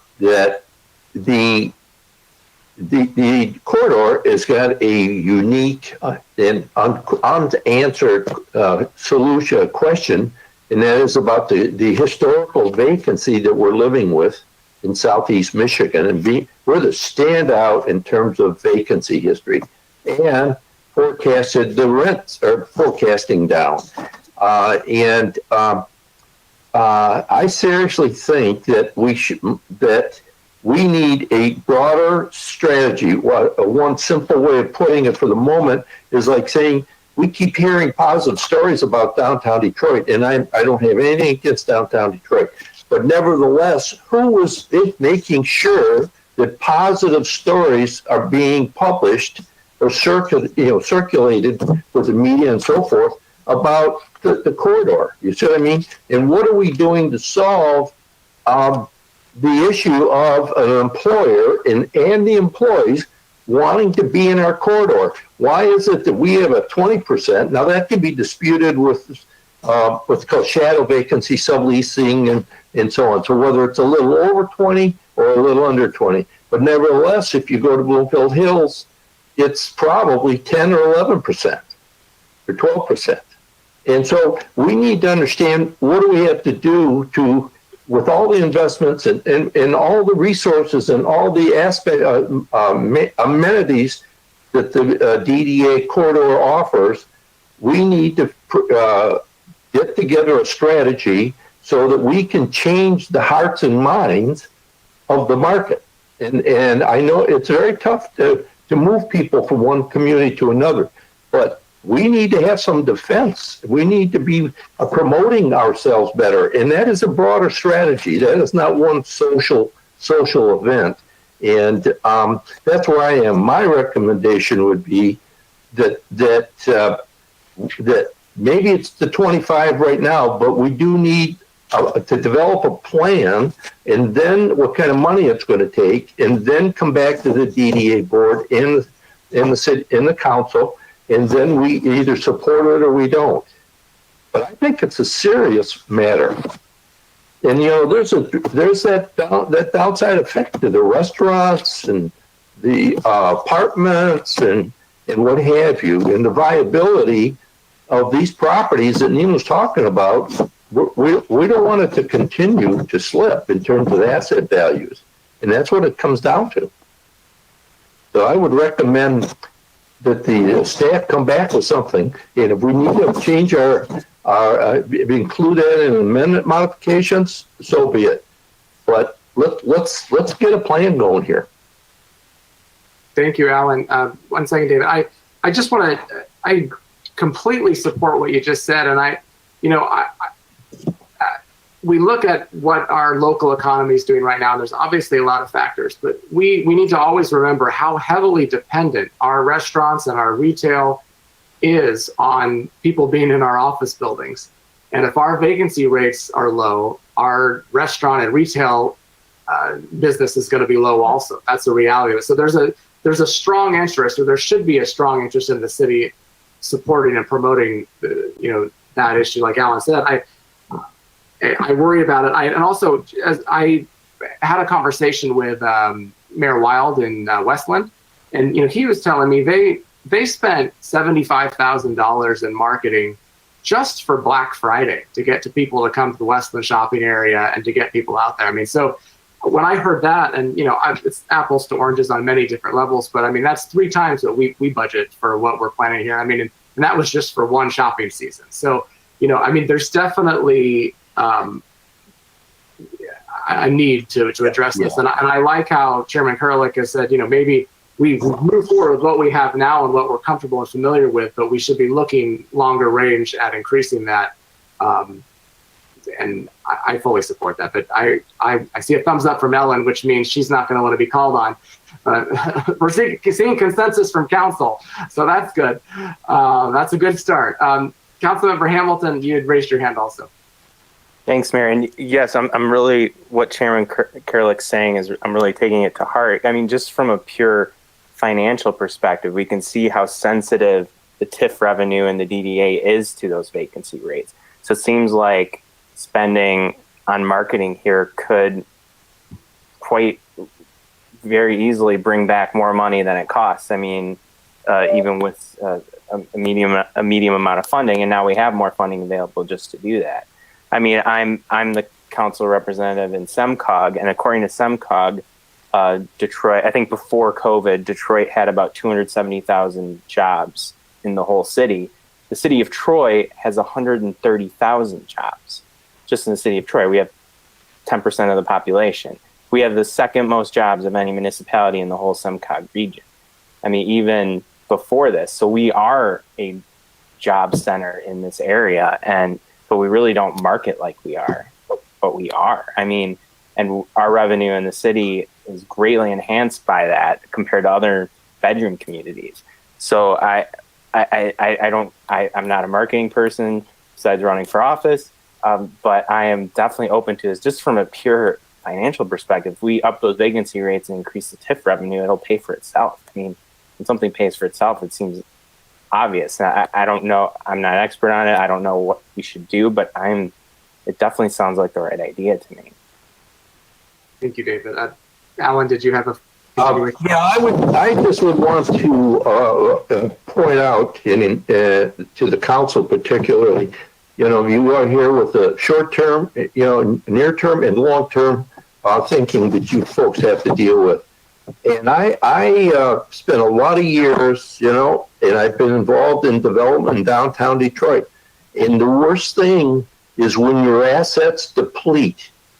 When when you're having a depletion of your assets, and you see it now like the canary in the coal mine in the corridor in the DDA, and these things are a ripple effect to the city and its viability and its desirability. So it may be a strong residential market today, but if things fail, where people, the jobs aren't here, the lifestyle is not here, and they're not aware of it, and they're not if the community leaders don't reach out so that these people are involved, just like you do with the advisory boards having a problem. This is it's a decline, and on a long-term basis, it's problematic, and you just you run out of money. If your assets are depleting, and you have, maybe we fundamentally have depleting assets going on, and notwithstanding COVID, we all understand COVID, but we should be ready and ready to roll when the COVID world we're coming out of that, and we're ready to be there in the community. Well said. Councilmember Chamberlain-Craig. Thank you, Mayor. Just wanted to put in a couple 2 cents with that. So totally agree with what we're sharing, and do agree that it would be good to start with the $25,000 for marketing. I do engage marketing firms a lot in my work, and do believe that the DDA would really benefit from having some branding. I think some of that actually could be done in-house to start. My other caution, though, is, and why I think we just start with the $25,000 for now, is that this vision, which is a great vision, we want to encourage the vacancies to be filled both within our DDA and around our entire city, but recognizing that the future of work is changing. I don't believe that things will ever go back to the way they fully were before COVID. I'm a part of different conversations around this future of work, and I think it's good to kind of have some time and see how this is going to play out. To be able to intersect with our Troy Chamber of Commerce. I know Tara had to leave this call, but to be able to intersect with those who are in those conversations, recognizing that the use of office space, I think, is really going to be different. And we just need some time to figure that out and to figure out what that means for marketing. So I do think we need to just be cautious and very strategic in how we do that. Thank you. Good points. Councilmember Hoderick.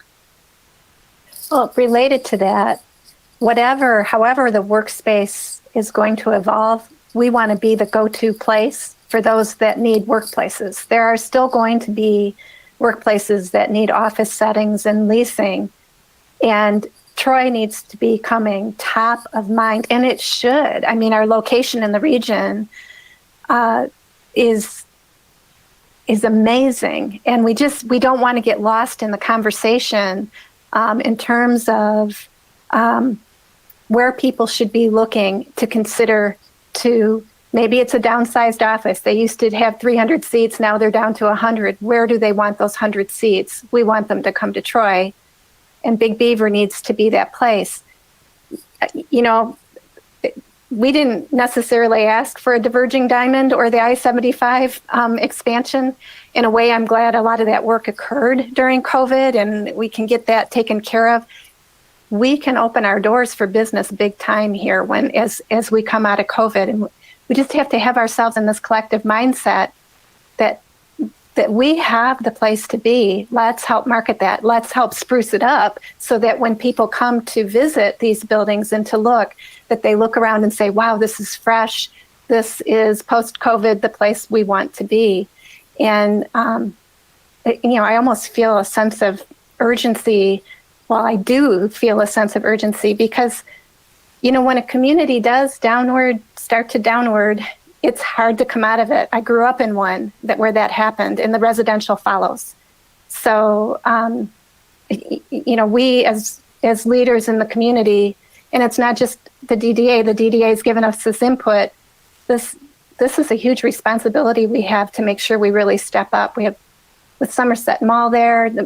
We need to look and be the place that we are and where we're tucked in, and not forget it.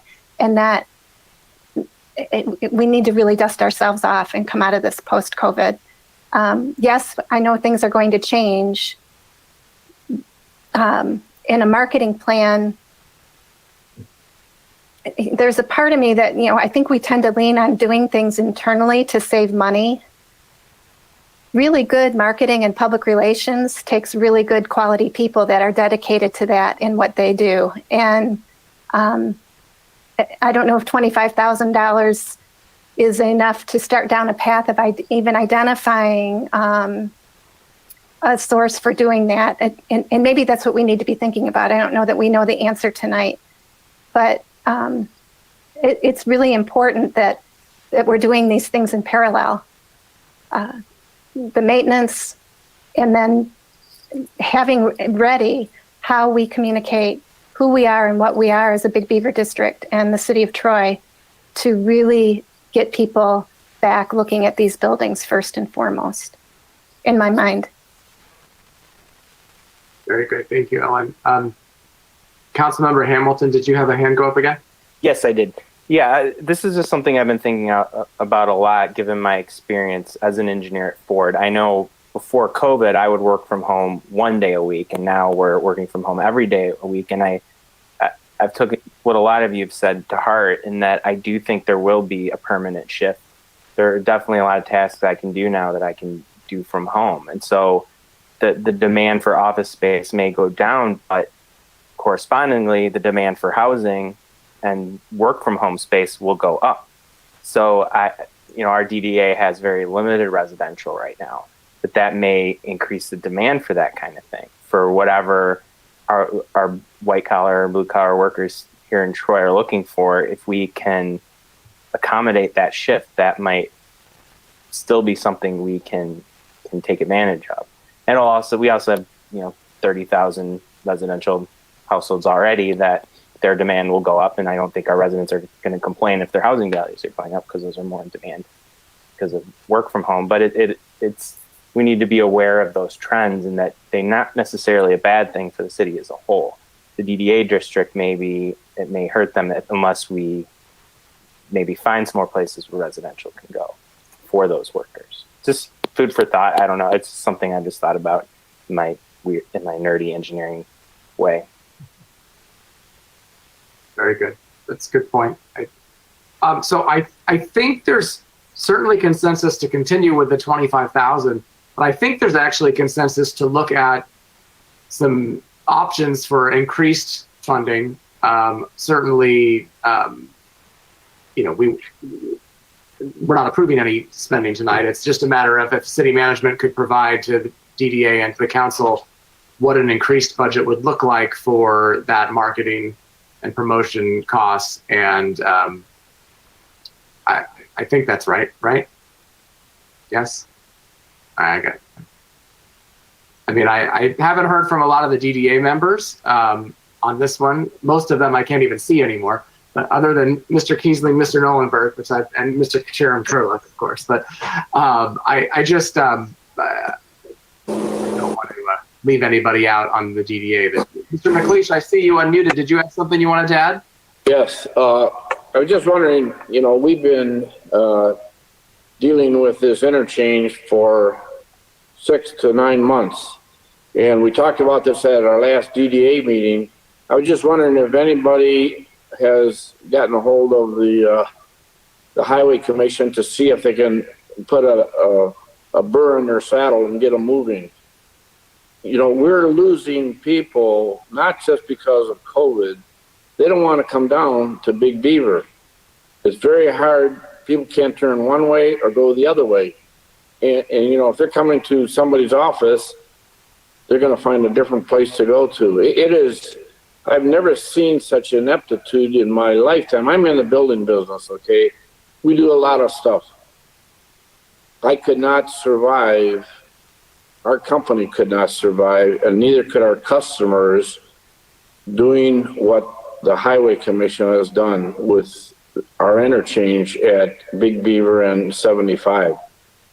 It is just pathetic. I cannot believe it in my lifetime. We gave them the benefit of the doubt, but once you lose some of these people coming to your office because they can work at home, it's very hard to get them to come back. And Alan will tell you, our vacancy rate has gone up, and it hasn't just been from COVID.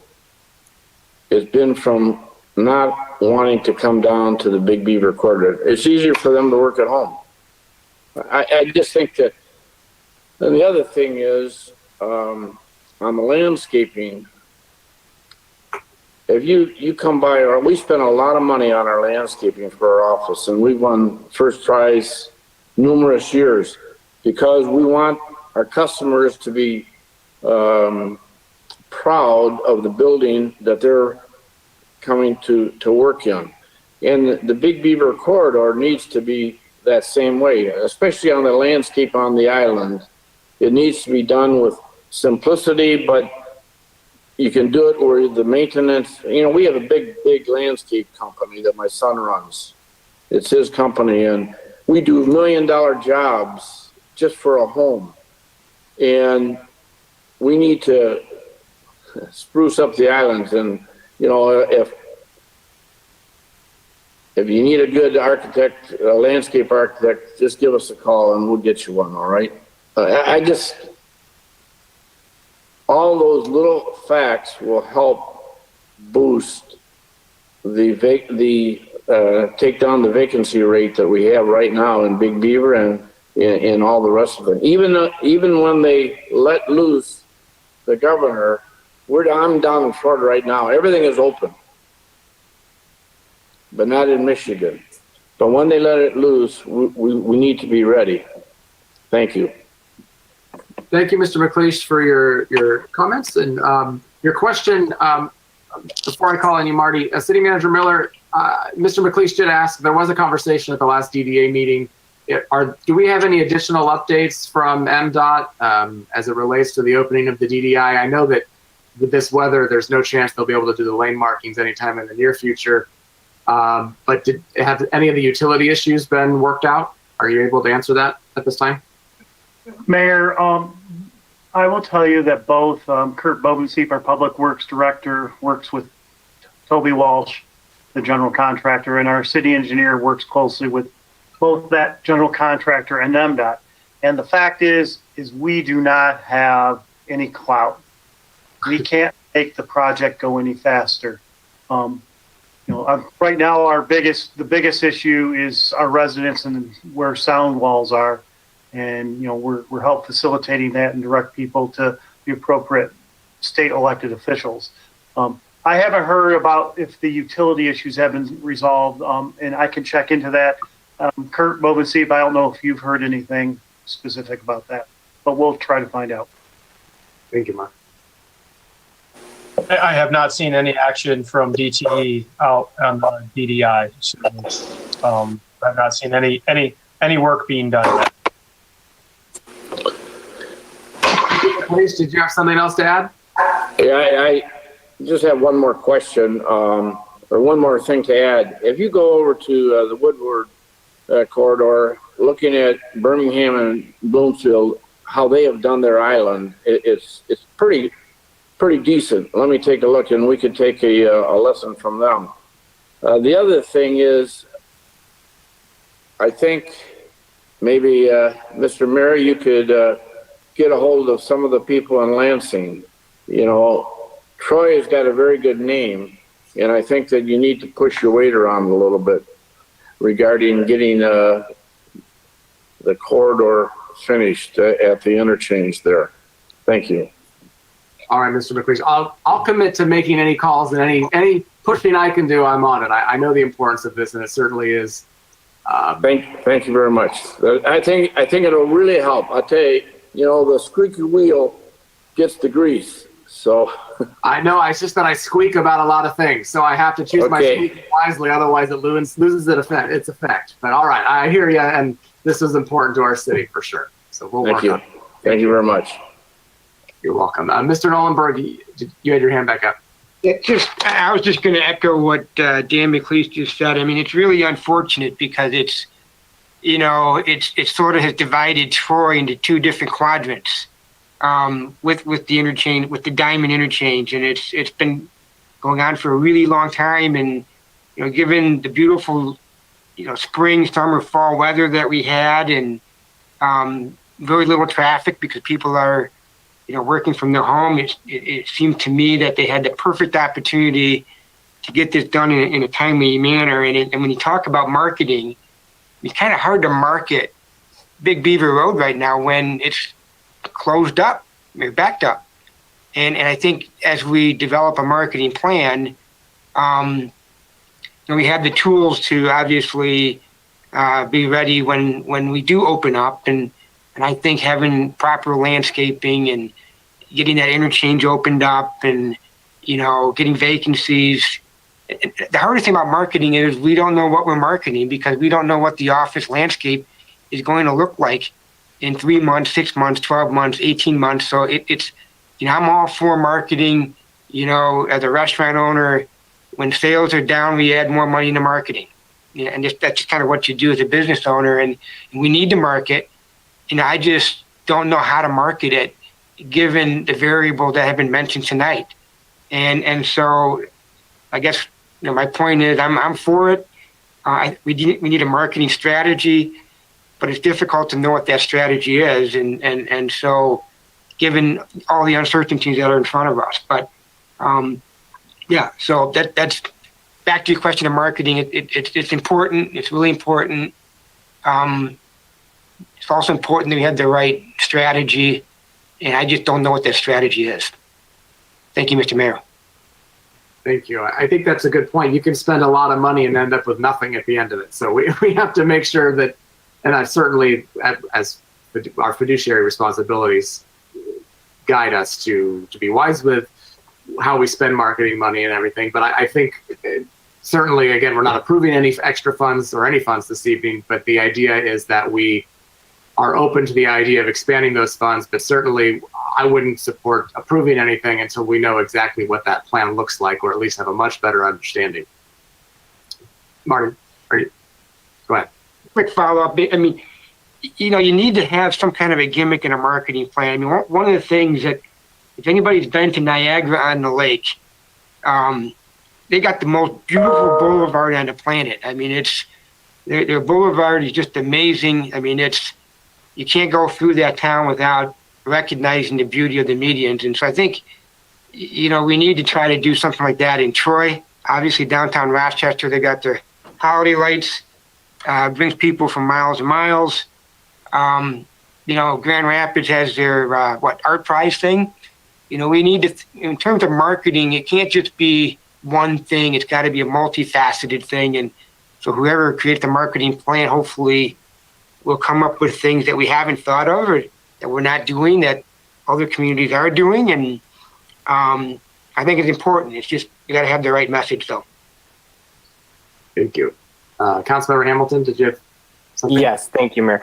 Just listening to this discussion, it really puts in perspective how 2021 is like a coalescing of so many different things that are changing rapidly. Like the budget we're planning is for the next fiscal year, which starts July 1st.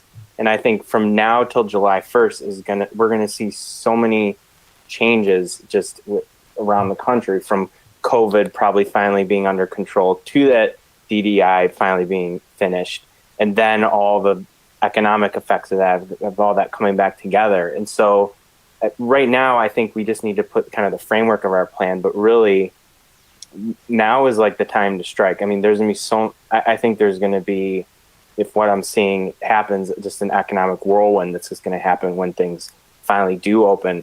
I mean, we can open restaurants or not open restaurants, but if people don't feel safe, you're still not going to get the same occupancy that you had before, even with everything. I'm sure that's what you see in Florida as well. So, but that's going to change soon. I mean, all of us probably know, and probably people here have already gotten their vaccines. My mom's getting her second vaccine Friday. So like it's happening slowly, but surely, but by July, I think there's going to be just an economic explosion.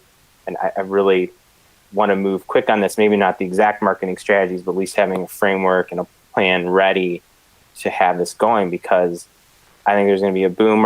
Even if office space demand doesn't go nearly to the level it was, it's still going to be more than it is now.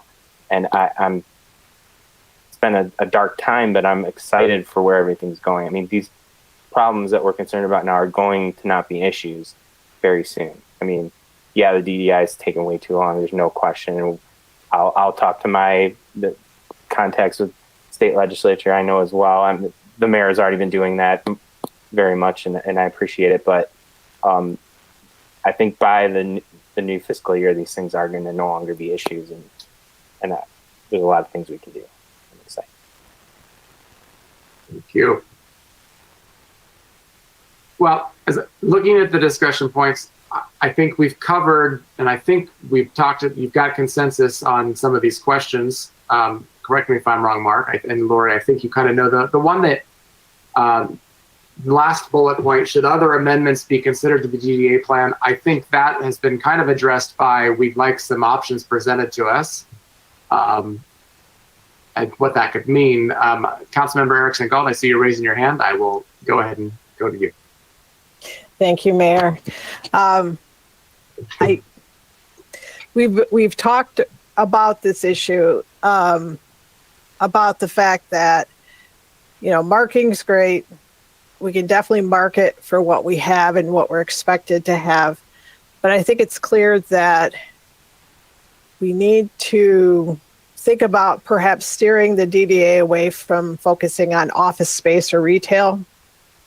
Those are probably two areas that will bounce back, but probably are not necessarily growth areas. I'm not an expert on these issues, but everything I'm reading is that office space will not be in high demand in the future. Retail has been declining for a long time now. I think we need to consider amending the DDA plan to include some of the other things that are allowed by the statute, such as analyzing growth in the area and analyzing economic change within the DDA, implementing a development plan. I was just looking through all of those various powers that a DDA has in the statute, and I think some of those things would be much more helpful for the long-term growth of our DDA and the long-term sustenance of our DDA, is to look at how do we direct, like for instance, there's been some discussion about more residential in the DDA. I think, as somebody mentioned earlier, there's always going to be a need for places for people to live, regardless of what happens after we go back to whatever the new normal is going to be in the post-COVID area. So I would like to at least consider the possibility of amending our DDA plan to allow us to do some of that analysis, to allow us to do some of those studies to try to figure out what should be the future of our DDA. Will office space bounce back and grow? Great, then we'll market for that. Will retail somehow bounce back and grow? Then we'll market for that. But if as I'm suspecting that those are not growth areas, then we need to think about what are the growth areas that we could be focusing on, not just this year or the next couple years, but I believe Councilmember Hamilton said we have 13 years left in the DDA. That stuck in my head. And so we're looking at a 10+ year plan for where we want the DDA to go so that it continues to be a vibrant area of our city. So I would like to see some considering amending our DDA plan so that we can include those tools to try to help the DDA not only bounce back, but to grow. So those are my thoughts. Very good. Councilman Hamilton? One thing I forgot to mention in my previous comments, which Councilmember Erickson kind of alluded to, this year we have to I don't know if DDA members are aware of this, but this year we have to do a 5-year update of our master plan. Every 5 years we're required to review it and find potential things that we want to change. And I think this work kind of goes together with that. I mean, the Big Beaver Corridor is a major part of the master plan. And so I hope DDA members can be involved with that process, because I think their input is really valuable to the trends of the market and where things are going in the future. I know we're kind of waiting till COVID calms down so we can have more of a community engagement effort put towards that master plan. We want to make sure residents are on board.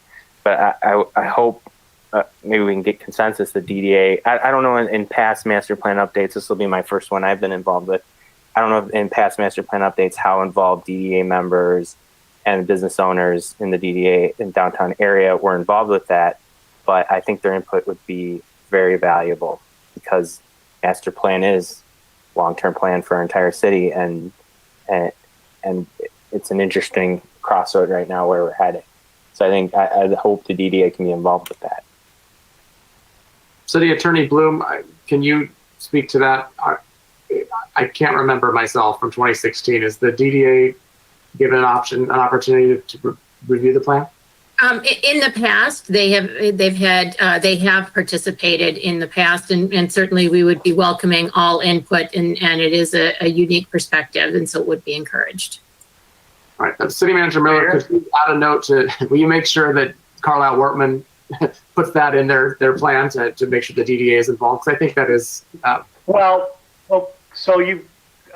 First of all, please don't take this as a diminishment of studying where we need to go.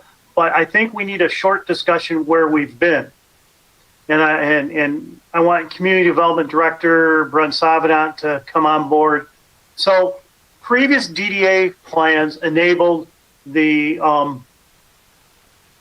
Big Beaver Corridor study, and we also hired Chesapeake Group out of Baltimore, Maryland, and in 2006 the DDA funded the Big Beaver Corridor study, and that included a marketing study to see if that actually was feasible. And what the Big Beaver Corridor study did is it recommended that we move towards making a world-class corridor that is multi-use and not just office exclusively, which it almost primarily was. And therefore, when we did a master plan amendment in 2008, the Big Beaver Corridor study actually was made part of the city's master plan, which then fed to the Brent, you're gonna have to help me, was it the 2011 amendment to the zoning ordinance, which included form-based code districts, which expanded the range of uses in the DDA dramatically. Now, Brent, feel free to comment. I was the planning director in a lot of this before I came into the city manager's office. We naively thought that by opening up all the uses in density intensities, that people would just knock on our door to build mixed-use developments. And that truly wasn't the case. And one of the reasons why we recommended that the QDI program be created is because we found that higher intensity mixed-use developments required extensive storm water improvements and also parking decks. And what we have found in the suburban context, parking decks are too expensive. And so therefore, that's why the QDI exists. And so Brent, can you take that and go a little bit further about your experience about how every day you're trying to get developers to diversify? Yeah, absolutely, Mark. We have discussions all the time with developers, and we encourage We encourage them to think creatively and to, I apologize. You have a home phone? I actually have a home phone, but I should call it a telemarketing phone because that's all it seems to be at night is telemarketers. I apologize for that. But the 10 seconds I've been off of a mute tonight and my phone rings twice. Sorry about that. You're keeping it real, Brent. You're keeping it real. Keeping it real. Yeah, exactly. So we have conversations all the time with encouraging the development community to be creative, to contemplate mixed use. And to be honest, a lot of times, developers tell us they don't do mixed use, or things like, I'm a hotel person, not an apartment. Unbelievable. This is unbelievable. Again, apologies. I'm a hotel person and not an apartment person, or I do hotels but not retail, or comments like that. So it's a dialogue that we have all the time with developers. I should note, going back to the question about engaging the DDA in the master plan process, during the 2016 amendment process, we actually targeted the development community, and we invited. I know some of you were participating in that. We had an engagement session with members of the development community, including DDA members and business owners in the DDA, and got a lot of really positive feedback. So that's certainly something we can do for this effort is target the DDA specifically, as well as other business owners within the DDA. Yeah, I think to summarize that clearly the DDA, in consideration of the DDA, will be part of the master plan process, and we will take a careful look at what other types of studies above and beyond what is normally done in a master plan, and try to bring those ideas back to both the DDA and council, and see if we actually amend the plan to actually move forward with that, or if we can just include it with the master plan process.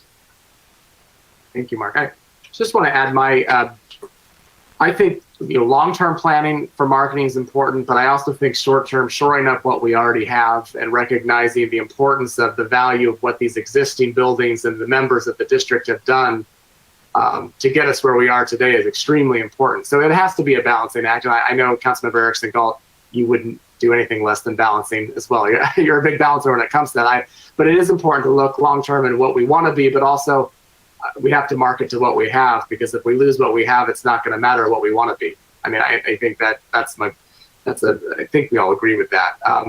To the housing issue and the residents, we also face the issue of it's not like we have a bunch of vacant parcels up and down Big Beaver where someone can come in and build an apartment building. And, we've had some issues, some potential projects that maybe didn't quite fit exactly right. And I know Mr. Nolenberg's talked a lot about the need to bring more residential development into the corridor. And I think it was Brent who colloquially said that there was maybe a potential hotel conversion. I think that's fantastic. I love that idea. I mean, and maybe that is something long-term that helps. If there's any conversions of some of these buildings that could be done to residential, I'm all for that. I've been thinking about that for a long time, but that takes a lot of money and a lot of time, and we definitely want to do something, to recognize what's needed now as well. So that balance will be important, and I think that certainly the way this council works and the way our DDA members work, that we're about balance, and city management certainly has a focus on,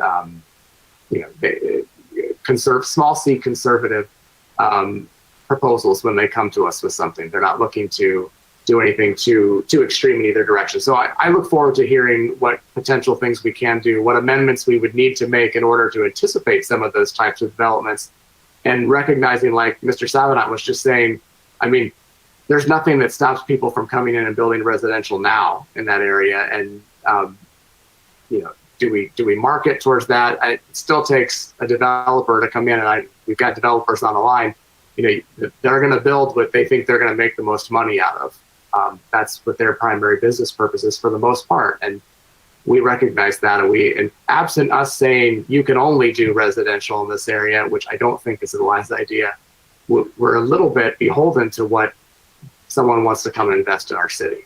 Always keeping that in mind. So it's another Mayor Baker long paragraph, but I think it's important. So what else is on our discussion points? Any comments? Mr. Blair, or Mr. Koza, Mr. Reschke, Ms. Bush, did you have anything you want to add or interject? Feel no pressure. I just want to make sure you have ample opportunity. Not that hasn't already been covered. Can I ask you a question, Cheryl? Is your staff and your law firm, are you mostly working from home, or are you in your office space, or what's the status of your law firm? We are all working from home, and people who have a need to be in the office are in the office.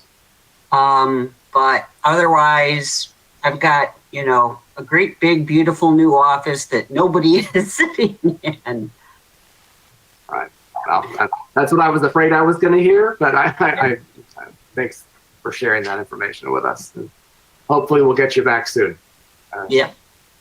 Safely, of course. And I think, that's a big part of it. And people, in order to get people back in the office buildings, they need to feel like, one, their employees will feel safe enough to return to work.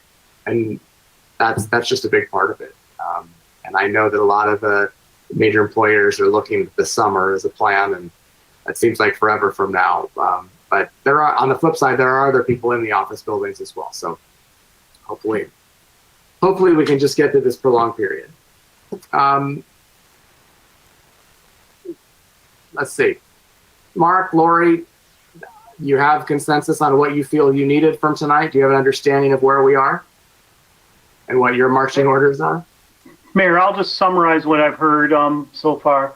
One, I think that we need to determine what an appropriate fund balance is, and then move forward with revising or having a new plan amendment which allows for the residential representation, and also look at how we need to revise the plan to allow landscaping type improvements above and beyond just maintenance, and then kind of look at the district promotion and maybe budget 25,000, but then increase that over time as necessary. I think also we need to closely look at what type of planning things that we need to do related to the DDA and also related to the master plan, and to determine, do we need to revise the plan to make that happen? So we'll take a look at that. I'm not really hearing about any other amendments to the plan for major projects. That's where I'm at. I think, go ahead, Lori.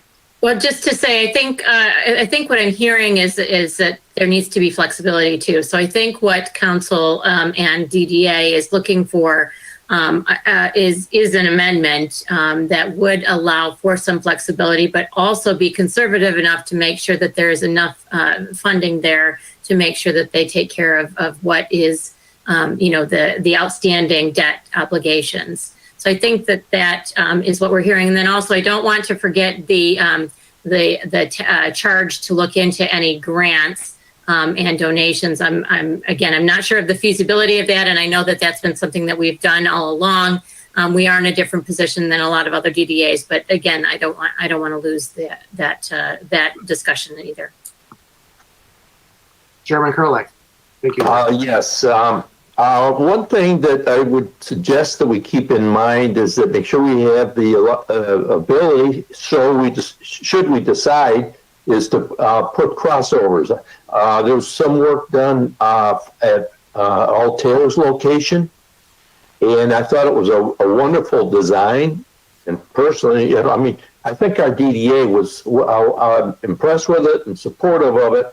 But I would just say, if as to the district, should that be a vision that you want to take to some implementation to make sure we have the ability to do something like that? Because I wouldn't say I'd call that a landscape refresh, but I just can't underscore, I think, the notion to refresh our corridor.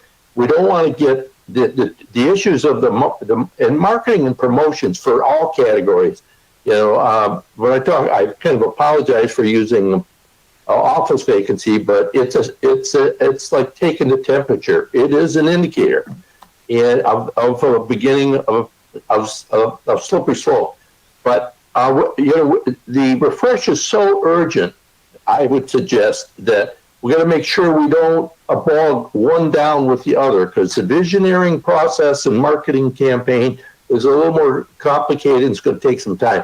but that, so that I would suggest and ask that perhaps the DDA board and the council make sure the council, if you so agree, that the leadership and the management and the staff, they know we need to get that ready to go. Yeah, I just want to jump on that, Alan. We obviously, because we're public bodies, we have a slower period. We can't just make a phone call and change things, get things going tomorrow. It requires timing and, council meetings and DDA meetings. And so my hope is that there's a sense of urgency with city management to make sure that and I know there will be prepared to move as quickly as we need to adjust to changing climate or changing any issues that come before us, and not put one focus over the other. I think, Alan, is what you were talking about. We are not sacrifice the absolute maintenance needs to focus too heavily on advertising. Keep them both going, but don't lose sight of the immediate needs from a landscaping standpoint. I think that's kind of what I heard. Very good. And just to clarify with Lori, I just want to restate it. I think basically what you said is you're looking at amendments to the plan that provide for the maximum flexibility, but from a conservative standpoint that never recognizing the number one priority of paying back those bonds and the agreement with the city, with the full faith and credit of the city, had the importance of that. And so to make sure those things don't ever get out of whack, I guess is not the technical language, but kind of how I heard that. I see you nodding, so well. All right, I think that covers everything that's in our agenda. I know we've been sitting here without a break for almost 2.5 hours, which is longer than our council likes to go without a break. Is there any last comments or any other final thoughts that we need to hear tonight? City Manager Miller. Mayor, I just want to once again thank the DDA for meeting on a quick notice, and thank council too, because these types of meetings really do help city administration do our job better and more concisely. So thank you very much. Thank you, City Manager Miller. I want to thank you and your staff and Assistant City Manager Bruner for getting these meetings scheduled and prioritized.